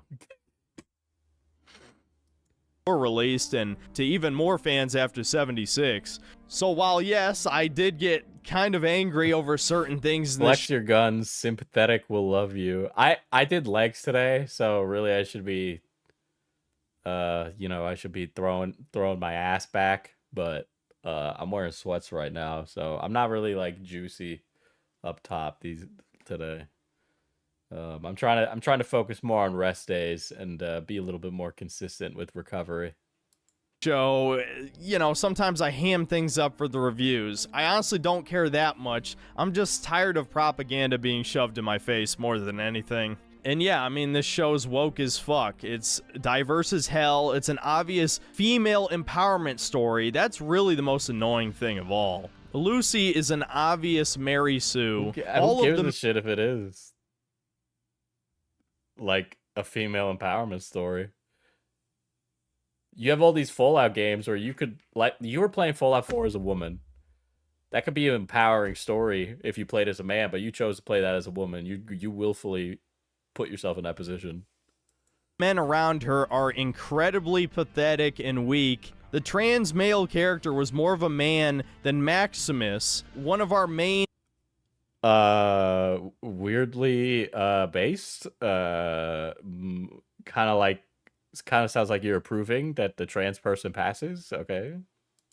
Characters. You would think black people would make more of a stir about this, but as you saw with my Spider-Man 2 review, no, they totally love Miles Morales, who's fucking Urkel incarnate. So I guess we're gonna continue to see these characters in the future until showrunners and game developers start getting called racist for this pathetic beta male stereotype. And yeah, I don't think I need to bring up again how heavily they've shit on the Fallout lore already in the first episode. I'm really not looking forward to watching the rest of this.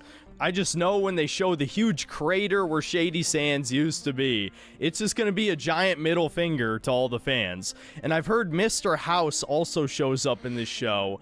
And to spoil a plot point from later in the show, they confirm it's so pathetic beta male stereotype.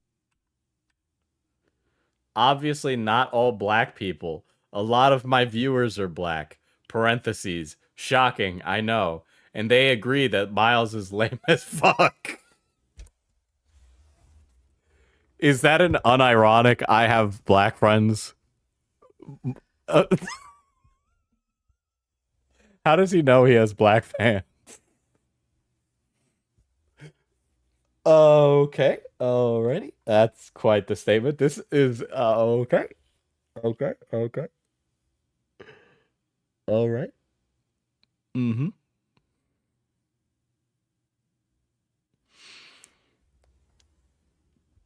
He did a poll if he had black fans.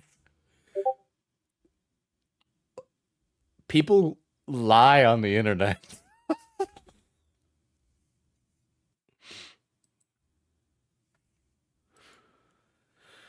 Did he interview each fan and be like, "Are you black?" Yeah, yeah. They all came into a Discord call and he held up the Peter Griffin race card from Family Guy. So I guess we're... Oh my god.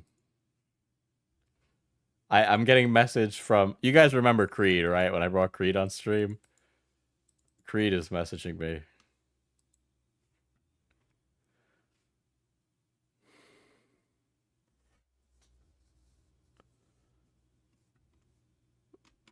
Oh, okay. So somebody got mass flagged for covering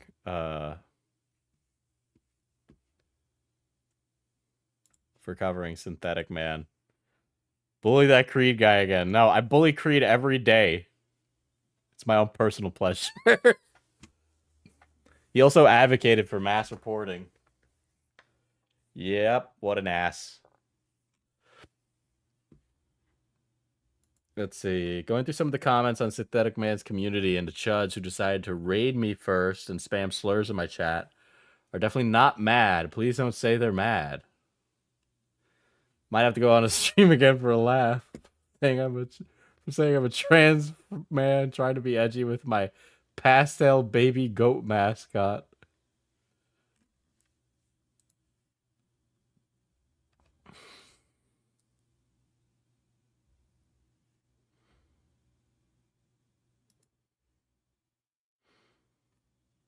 Someone in his chat said I was mass reporting his video. I wasn't. I never said to mass report it. And his response was mass report him back.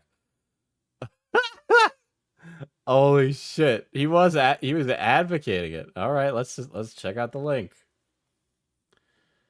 Let's see. When did they say it was? 3 hours and 55 minutes.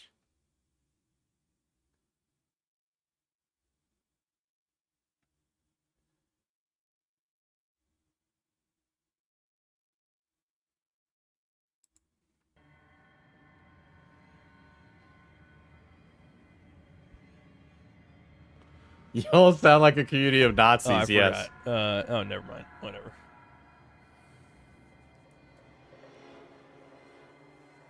What did Almighty Lolly say? Don't tell me Almighty Lolly's defending the Fallout show. Okay, listen, I really don't care what the almighty Lolly has to say about the Fallout show. All right, in fact, I would personally want whoever the almighty Lolly is to be hit with a baseball bat in-game in Minecraft.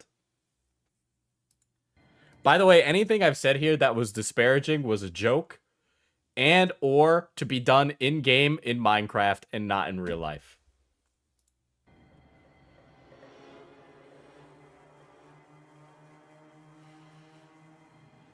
Someone is mass reporting my Fallout video and streaming it live. He has 89,000 subs. Okay, well, mass report him back then, I guess. Buddy, you shouldn't say those things so lightly, personally, but okay. Hey. Mass report him back is not the answer you gave him.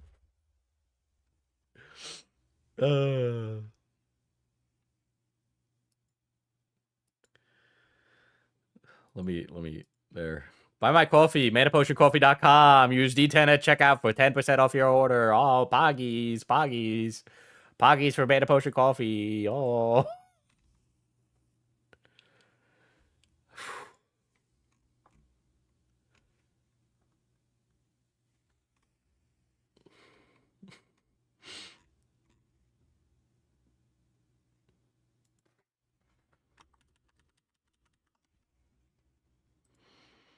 we're going to continue to see these characters in the future until showrunners and game developers start getting called racist for this pathetic beta male stereotype. And yeah, I don't... The beta male stereotype? Yeah, because you're the pinnacle of masculinity. Listen, man, I don't understand. Like, masculinity is not whatever the fuck this guy does. Go get a fucking job. Go get a fucking job. Take care of your fucking mother. Fucking waste of space. Thing I need to bring up again. You're old enough, all right? Exert some love on the world, you fucking crazy piece of shit. God damn. Be in touch with your fucking emotions. Go get laid. I'm sure you'll find a beautiful black goddess. God. Or Adonis. Heavily they've shit on the Fallout lore already in the first episode. I'm really not looking forward to watching the rest of this. It's a big, I beautiful just know when black they show Fuda goddess. the huge crater where Shady Sands used to be, it's just going to be a giant middle finger to all the fans. And I've heard Mr. House also shows up in this show. The main theme of Fallout. These fucking far leftists don't even listen to the opening monologue or the ending one. War never changes. That's what the fucking series is about, but you stupid fucks are so obsessed with capitalism, you think it's about corporate... Man, it's amazing how the horseshoe theory comes into play here, because this far-right nationalist is also saying capitalism bad, which is absolutely fucking hilarious. What? Corporation bad. That's what Fallout's really about. The game's literally... Oh my god, his fucking media literacy is through the fucking floor, bro. Tell you what the theme is word for word. Now that it's not America or China's fault that the world ended, the entire message of the series is ruined. I guess the silver lining. I mean, it's not America or China's fault. Isn't it kind of like both their faults equally, right? Isn't it about all these, you know, little contrivances and inconveniences? There's only a few gaming franchises I still even care about anymore, and it's only a matter of time till those are destroyed too. And then I can truly be apathetic about the entire gaming industry. So yeah, as if I even had to tell you, don't watch this show. I mean, if you like this show on any level, I've lost any and all respect for you. In fact, I don't think I even view you as human anymore if you like this show. Hey, buddy, I think you view a lot of people as inhuman for a lot of different reasons. Boy, I wonder what he has to say about Yasuke, who's a real person. You know I'm gonna click on that video, right?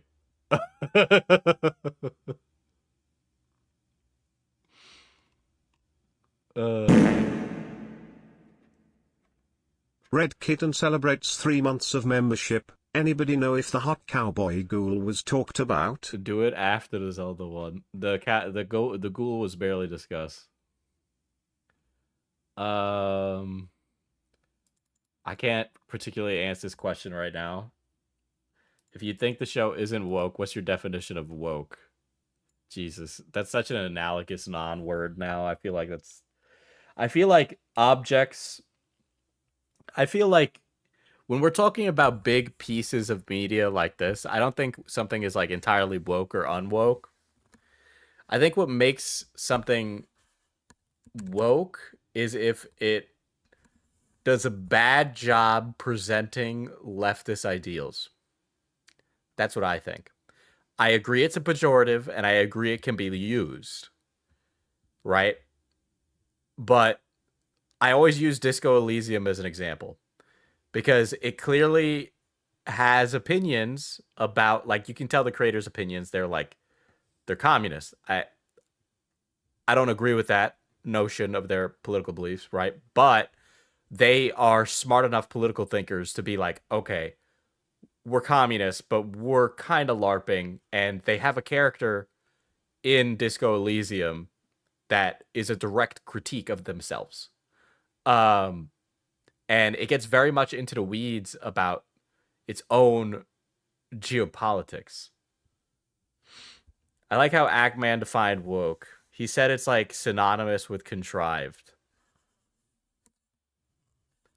Yeah, it's like being contrived for like a leftist identity. I find it to be pretty not useful to describe most things. I feel woke is one of those things where it's like I don't know what it is, but I know it when I see it. Right? And it really has to pass a really huge threshold for me, because I don't like a trans character, a black character, like I'm an adult, those things don't bother me. So it needs to be something like outrageous. Why do you care if people like/hate the show? I mean, you clearly care. And it's how it's used now, since being co-opted. What the fuck is supposed to be... Yeah, what if it's supposed to be used for are also different things? Yeah. Yes, you know, words change, language is fluid. The problem with I know it when I see it is, yeah, the right then labels everything woke. Yeah, that's the problem. Why do you care if other people like/hate the show? Is that the question the audience is positing? Is he strawmanning? Or is he... Millions of people buy COD each year. We all know it sucks. Normies, you liking the show doesn't make it good. Listen, I'll sit down and watch the Fallout show. I already know that it's probably not going to be outstanding for me. I dislike most things. So... I thought leftists hated corporations, yet here you are licking Bethesda's boots. Guys, yeah, the revolution will happen right through video games, Feel free to cry about it in your groomer Discord. Listen, buddy. I want to know where he defends Lolly. Okay? That's what I want to know.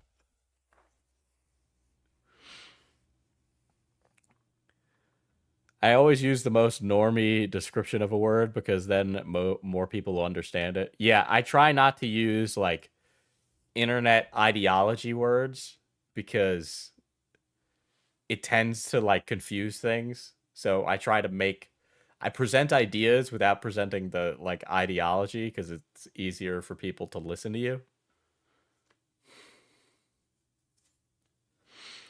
Wake me up when we hit Gamergate 7.5. That update is going to be sick. Nani's currently looking for the clip. All right. The Tears of the Kingdom review is an hour, guys. Of course he's saying Stellar Blade is good.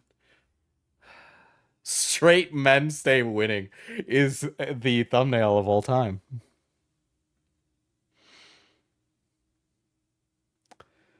Ay, ay,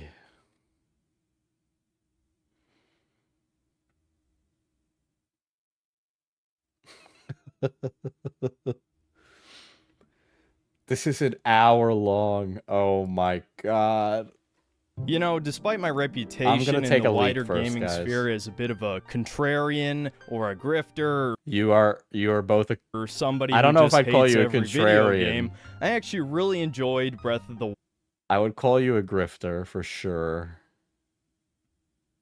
Let me close some tabs.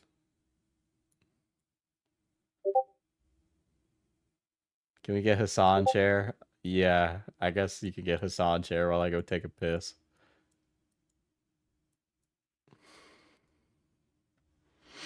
I'll be right back, chat.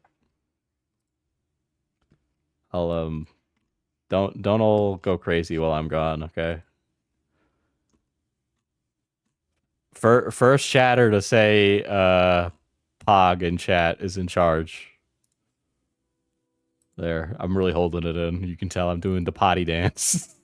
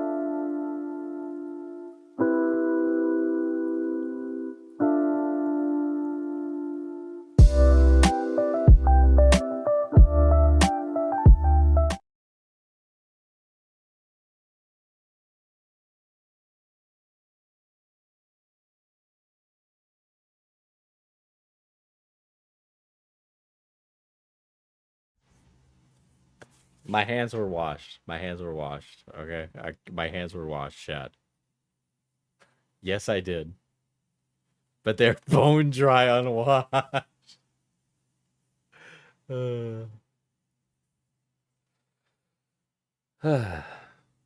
Mic no worky? No, it should be fine. My mic is unmuted, chat. My mic is unmuted. I can tell my mic is unmuted. Mute. Muted. I can't tell if I'm actually muted now. Let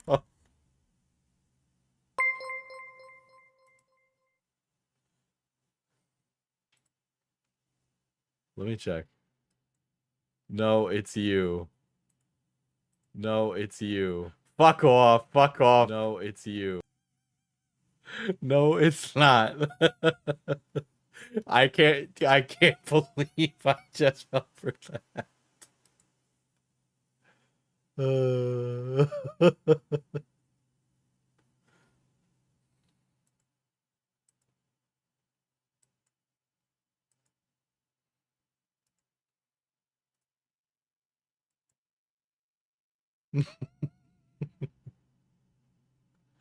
You're not gonna get me. Fuck off, muted Andy over here.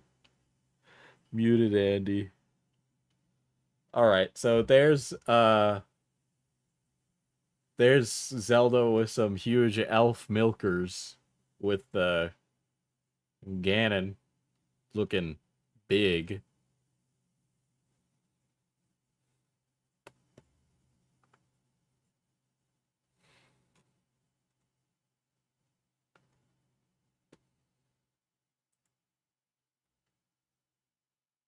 Diesel, I don't think you're I don't think you wash your hands. Do it again. No.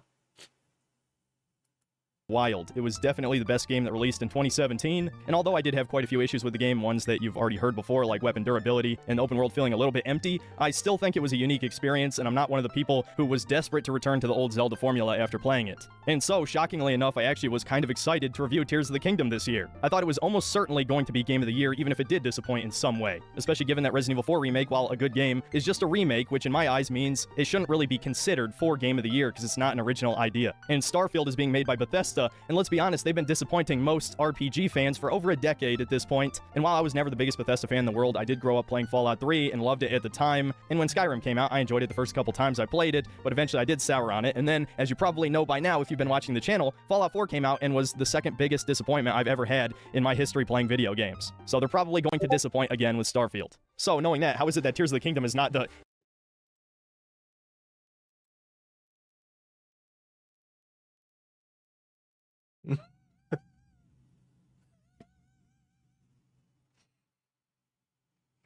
Let me open this up before I open this up. Anyone remember? Oh boy. You want to know the amount of times I've seen some random Twitter user advocate for the banning of Lolly, and then it turns out they're an actual pedophile who's been arrested or was arrested after that post. It's not a fucking coincidence, dude. These people are fucked in the head. I don't even give a shit about Lolly. I think it's just drawing. You want to know the amount of times I've seen some random Twitter... I was kind of expecting him to be like, not Lolly's based. Indisputable game of the year already? Well, it's the same game you already played. It's Breath of the Wild 1.5. The same map, the same progression systems, all of the same enemies from the previous game. Yes, they added a bunch of new ones too, but the sense of deja vu you get playing this, even if you only played Breath of the Wild once, is unshakable, and it truly sours this experience somewhat. But I won't go too deeply into that right here in the intro. The game is still fun for pretty much all the same reasons Breath of the Wild was fun, and now we have these goofy new building mechanics that are reminiscent of Banjo-Kazooie nuts and bolts, for better or worse, which some people will love, some people will probably mostly ignore, and in my case, I'm going to abuse a flying Segway every time it's even remotely viable. If you liked Breath of the Wild, you probably like this, and I'm sure you already bought it and played through it. Some of you even played the game a week early for free. You know who you are. But not me. I decided to do it legit, so the only tears from this game were of my wallet, as Nintendo mugged me for $70. And so originally, my idea was to just play 25 to 30 hours of the game and review it and just compare it to the first and many of the core game mechanics, level design, world design, etc. Dude should have said Lolly is based. That would have been honestly, more a personal hardcore. desire to finish the game. Oh shit. I did actually want to finish it despite my many issues with it. I ended up putting in over 60 hours and completing the whole story. Now, did my opinion change from 30 hours to 60? Not really, at least not in any significant way. But at least I can say I actually completed it, unlike most of the other 30-hour plus games I've reviewed on this channel in the past year or two. So whatever, this is probably my longest intro ever. Do the things the algorithm likes, and without further ado, here's Legend of Zelda Tears of the Kingdom. So, starting off with the combat, even though combat isn't necessarily a focus of Zelda games, it's still the thing I like about video games the most, no matter what genre it is, if it has combat mechanics. The Long story story short, and it's the same conspiracy. exact... Should I just skip to like the stories and conspiracies bit, chat? Cause I don't have the patience to get through 18 minutes of him yapping about the combat. Start a little earlier. Yeah, alright. Well, I guess that's not completely accurate, as it turns out Showed that a Goron... screenshot, Diesel. Fine.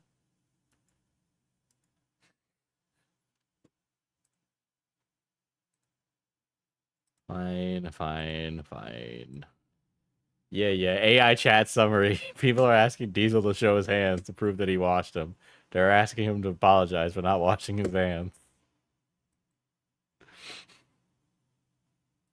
have been eating some evil magic rocks that turn them into brain-dead, lazy zombies. So actually, that was kind of funny and at least a little bit creative. I'll give Nintendo some credit on that one. But to immediately take that credit away, to survive Death Mountain, you just have to do the exact same thing you did in Breath of the Wild. Buy the fire armor or make some fireproof elixirs. Instead of the climate disasters being caused by the corrupted divine beasts, they're caused by monsters that Ganondorf created that just so happen to have the power to do this, I guess. This is Breath of the Wild 1.5. It just is, guys. And I don't want to talk about the story in detail because it's not really interesting. This might actually be the worst story in Zelda yet as well, though I'm sure people will bring up one of the 2D games or maybe like Spirit Tracks or something. I don't really care. I mean, of like the high-budget 3D ones, this is probably the worst story. It doesn't even feel like a sequel. 80% of the characters have no idea who the hell Link is, despite the fact it's only been like 5 years. Yeah, okay, all of the major players from Breath of the Wild remember Link and know he saved the world, but there's no evidence. I was gonna say, what? What do you mean? Of Calamity Ganon's damage. The Divine Beasts are gone. What are you fucking talking about, buddy? They're like repairing everything from that time. What do you mean? This is another series that I actually care about, so like literally the impetus of them being able to build all these things is because Calamity Ganon is gone. You skipped the dialogue again. I don't even think they're referenced in dialogue. This is a bit of a spoiler, so feel free to skip if you, for some reason, care about the story of this game. Zelda goes back in time to when Hyrule was founded, essentially, or a little bit after that. Meets the first king and queen of Hyrule, which the king was a fucking goat man, and the queen was a, we'll say, dark elf. So despite the fact that the Gerudo are clearly... We'll say dark elf? What do you mean by that, buddy? Supposed to be like the Middle Eastern inspired race, I guess you could say, but they might even be a different species than Hylians, I'm not sure. They could be like Asari and just take genetic material from Hylians to make more Gerudo, right? But no, now there's actually a lot of Hylians that are various shades of brown throughout the world. And of course...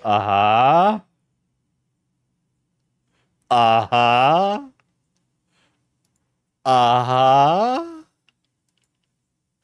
One of the founders of Hyrule set the stage for the entire series, created a wonderful Wakanda-esque utopia, is one of these... Whoa. Hyrule is not a Wakanda utopia.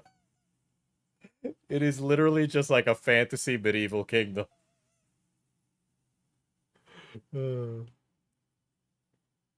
I don't know. I kind of felt she was kind of like the...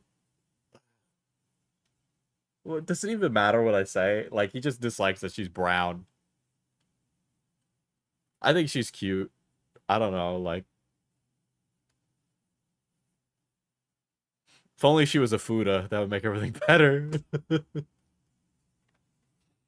Brown Hylians. Almost literally, we was Kangs and shit. So much for So, what? Skyward Sword being the beginning of the series. And to dip... Yeah, I was under the... Well, okay, so Skyward Sword takes place before the founding of Hyrule, from what I'm... Okay, here's the thing. The Legend of Zelda timeline is like a complete crock of shit, and they're really just... They kind of all exist in a vacuum, and anything else aside from that is just not worth frustrating yourself about. I do have a copy of Hyrule Historia on my shelf, though. And some stuff about the first translation of Zelda. So that's also a good read.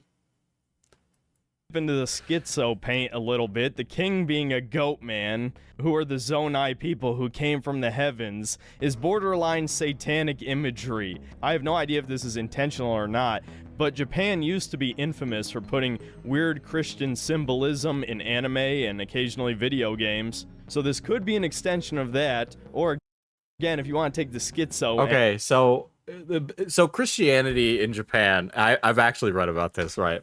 So Christianity in Japan did happen once Japan opened up its borders, and there were enclaves of Christians developing in Japan.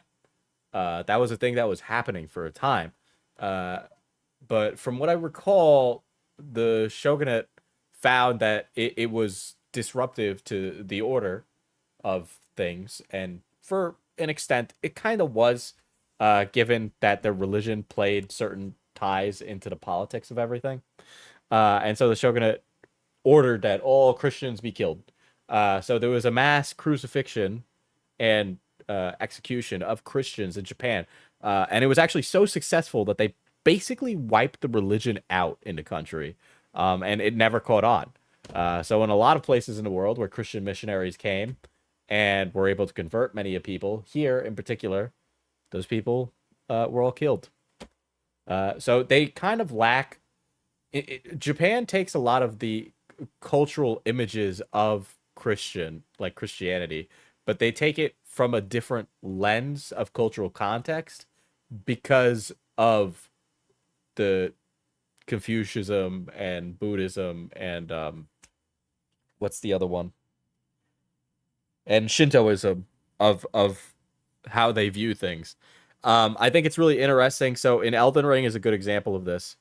We kind of view the outer gods in Elden Ring as outer gods, right?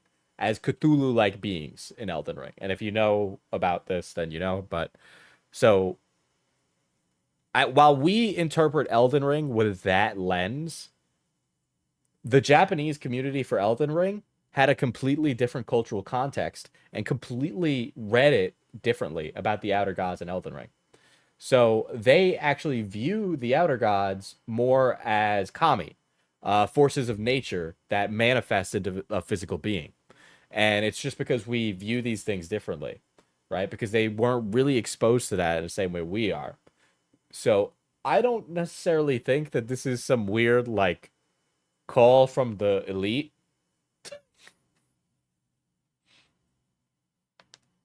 Is that why the Bible manga exists?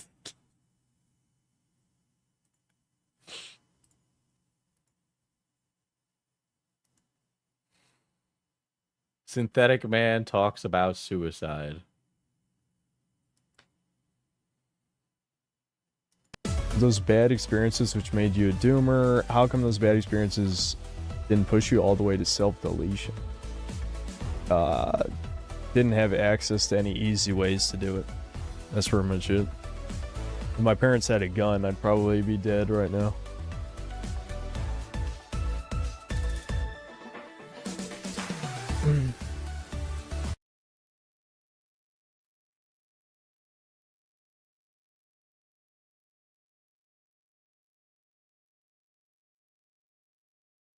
Hey, Synthetic, maybe get therapy. Well. Yeesh. Angle. This is a result of a certain cult organization full of quote-unquote elites that are subtly inserting their propaganda into video games. There's all sorts of little nuggets of wokeness, like Paya now having a giant brown boyfriend who looks like a Giga Chad in comparison to Link, despite the fact she was thirsting for his dick in the last one. Not to mention... Yeah, listen, Link just fucks off, alright? Link would be like... Link would be the shittiest boyfriend. I have like...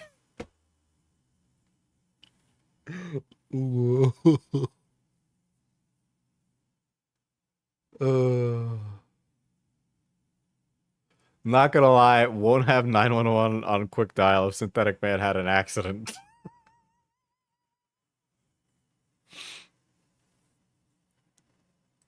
The quote-unquote subtle homosexual imagery from Breath of the Wild has been expanded even further in this one, and I already know people are gonna say I'm reading into it and no kid's gonna see this shit, but that's exactly how you desensitize people and how you groom them, right? You expose them to things. Yes, the great gay grooming conspiracy. Those two aren't dating and she's still thirsty for Link.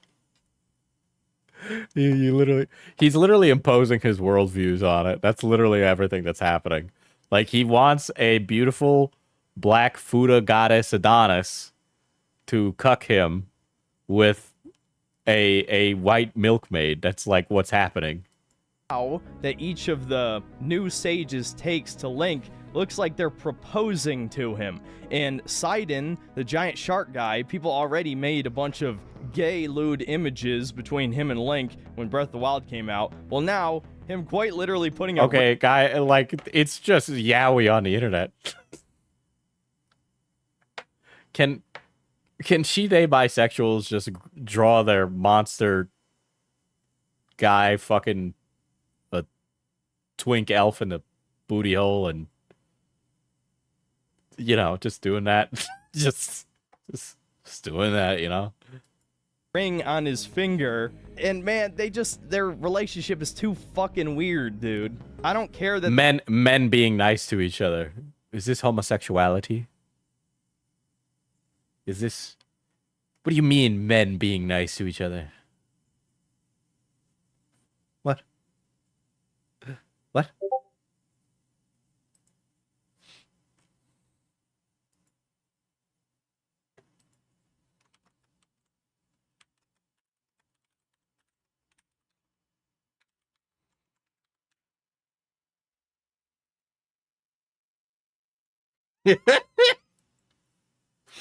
Mod Cat was taken, sent me this and said that this was a Legend of Zelda according to Synthetic. I don't know what this image is at all, but it makes me laugh.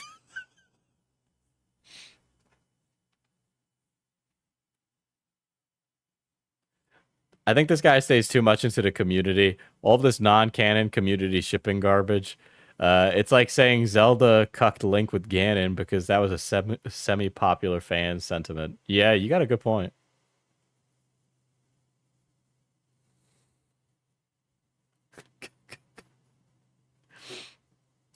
they literally give him a wife in the story. I'm not Oh wait, is that Neon Genesis Evangelion? Look at my PowerPoint.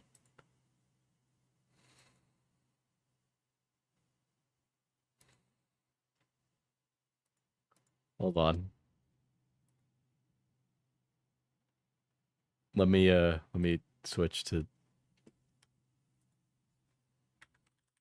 I gotta open up slides for you, Kat.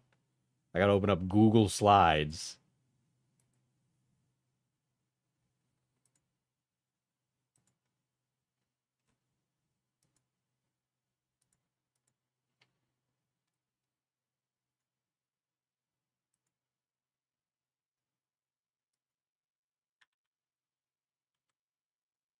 It's why your opinion on Caesar's Legion being drip is wrong.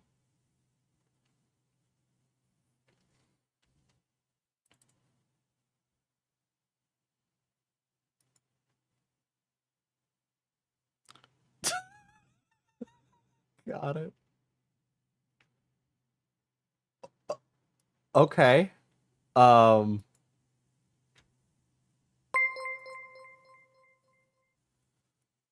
The Legion has no drip by mod cat was taken. Legion breakdown, explore and recruit. Football gear to protect the chest. A dress. Edgy fingerless gloves. Only difference is a helmet. Prime and veteran. Dress now has frills. They have girdles, spikes plus shin guards. Vexillarius. Prime armor with forearm spikes, trash can lids, a banner. The Praetorian. They got a cape. Centurion, top of the Legion, Praetorian armor, power arm legs, metal arm legs, reinforced leather shoulders, yeah. Leg I got nothing, bro, look at him. Yeah, that one's cool, but the other ones, you're right. The other ones are actually bad looking, I agree. They do look like they got no drip. NCR veteran, hard. Enclave remnant. Lose access to Enclave, lose access to Ganon. Ganon is cute. T-51 power armor. Craig Boone. Boone. NCR looks like a real army. NCR, Cat, how long is this? Boomers. NCR scorched. Anyway, I got bored. See ya.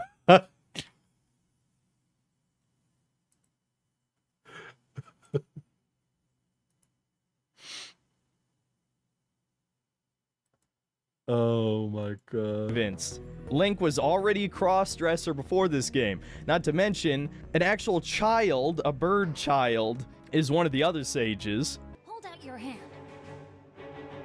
Jesus, he's hand-mogged by everyone. He's hand-mogged by a child. Who gives it hand mogging? Are you serious? Go touch grass, dude. That's a bird. You got wings, bro. Link was destined to be a bottom. It's over. And Riju's a Gerudo, and if you've seen any of their Rule 34, you know they're usually sporting a little something extra. Why are you talking about Fudacock in this? See? Like, he just wants a black Fuda Adonis. That's why I'm gonna...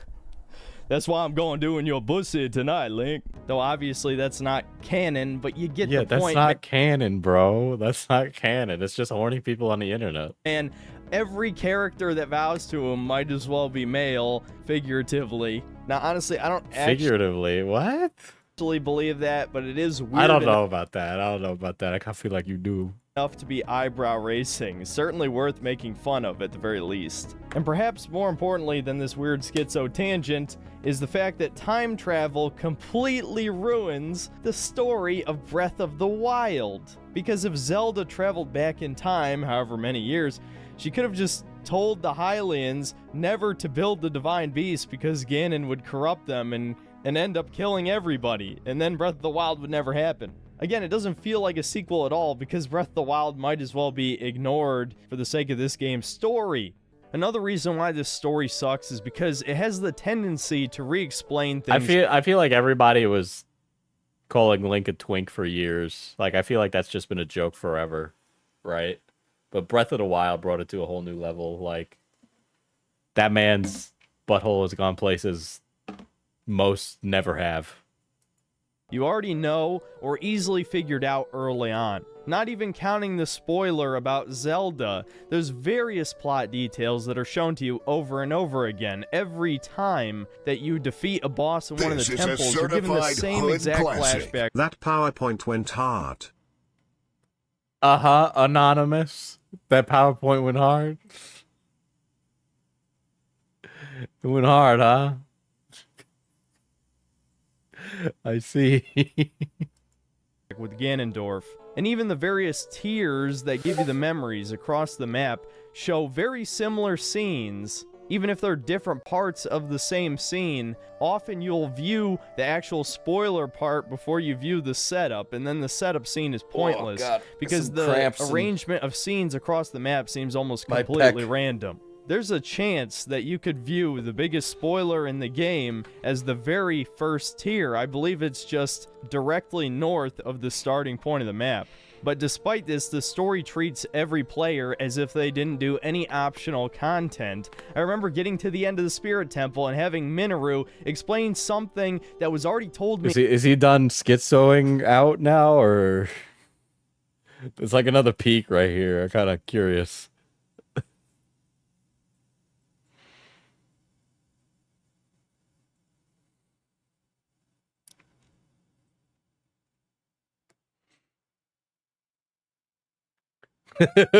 Hundreds of lewd Sidan X link images. Way to tell on yourself. This guy is literally the definition of like that 4chan green text. Be me. Straight male. You know how the rest of the story goes. You know?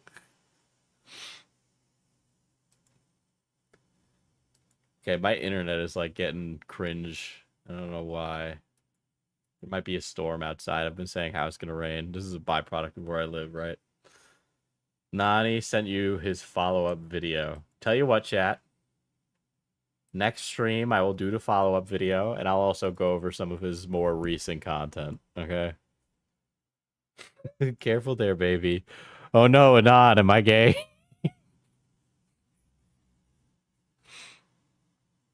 But we'll do that, because I'm clearly having some performance issues. But you know, take care. Make sure to buy my coffee. Use code D10 at checkout for 10% off your order, and go away.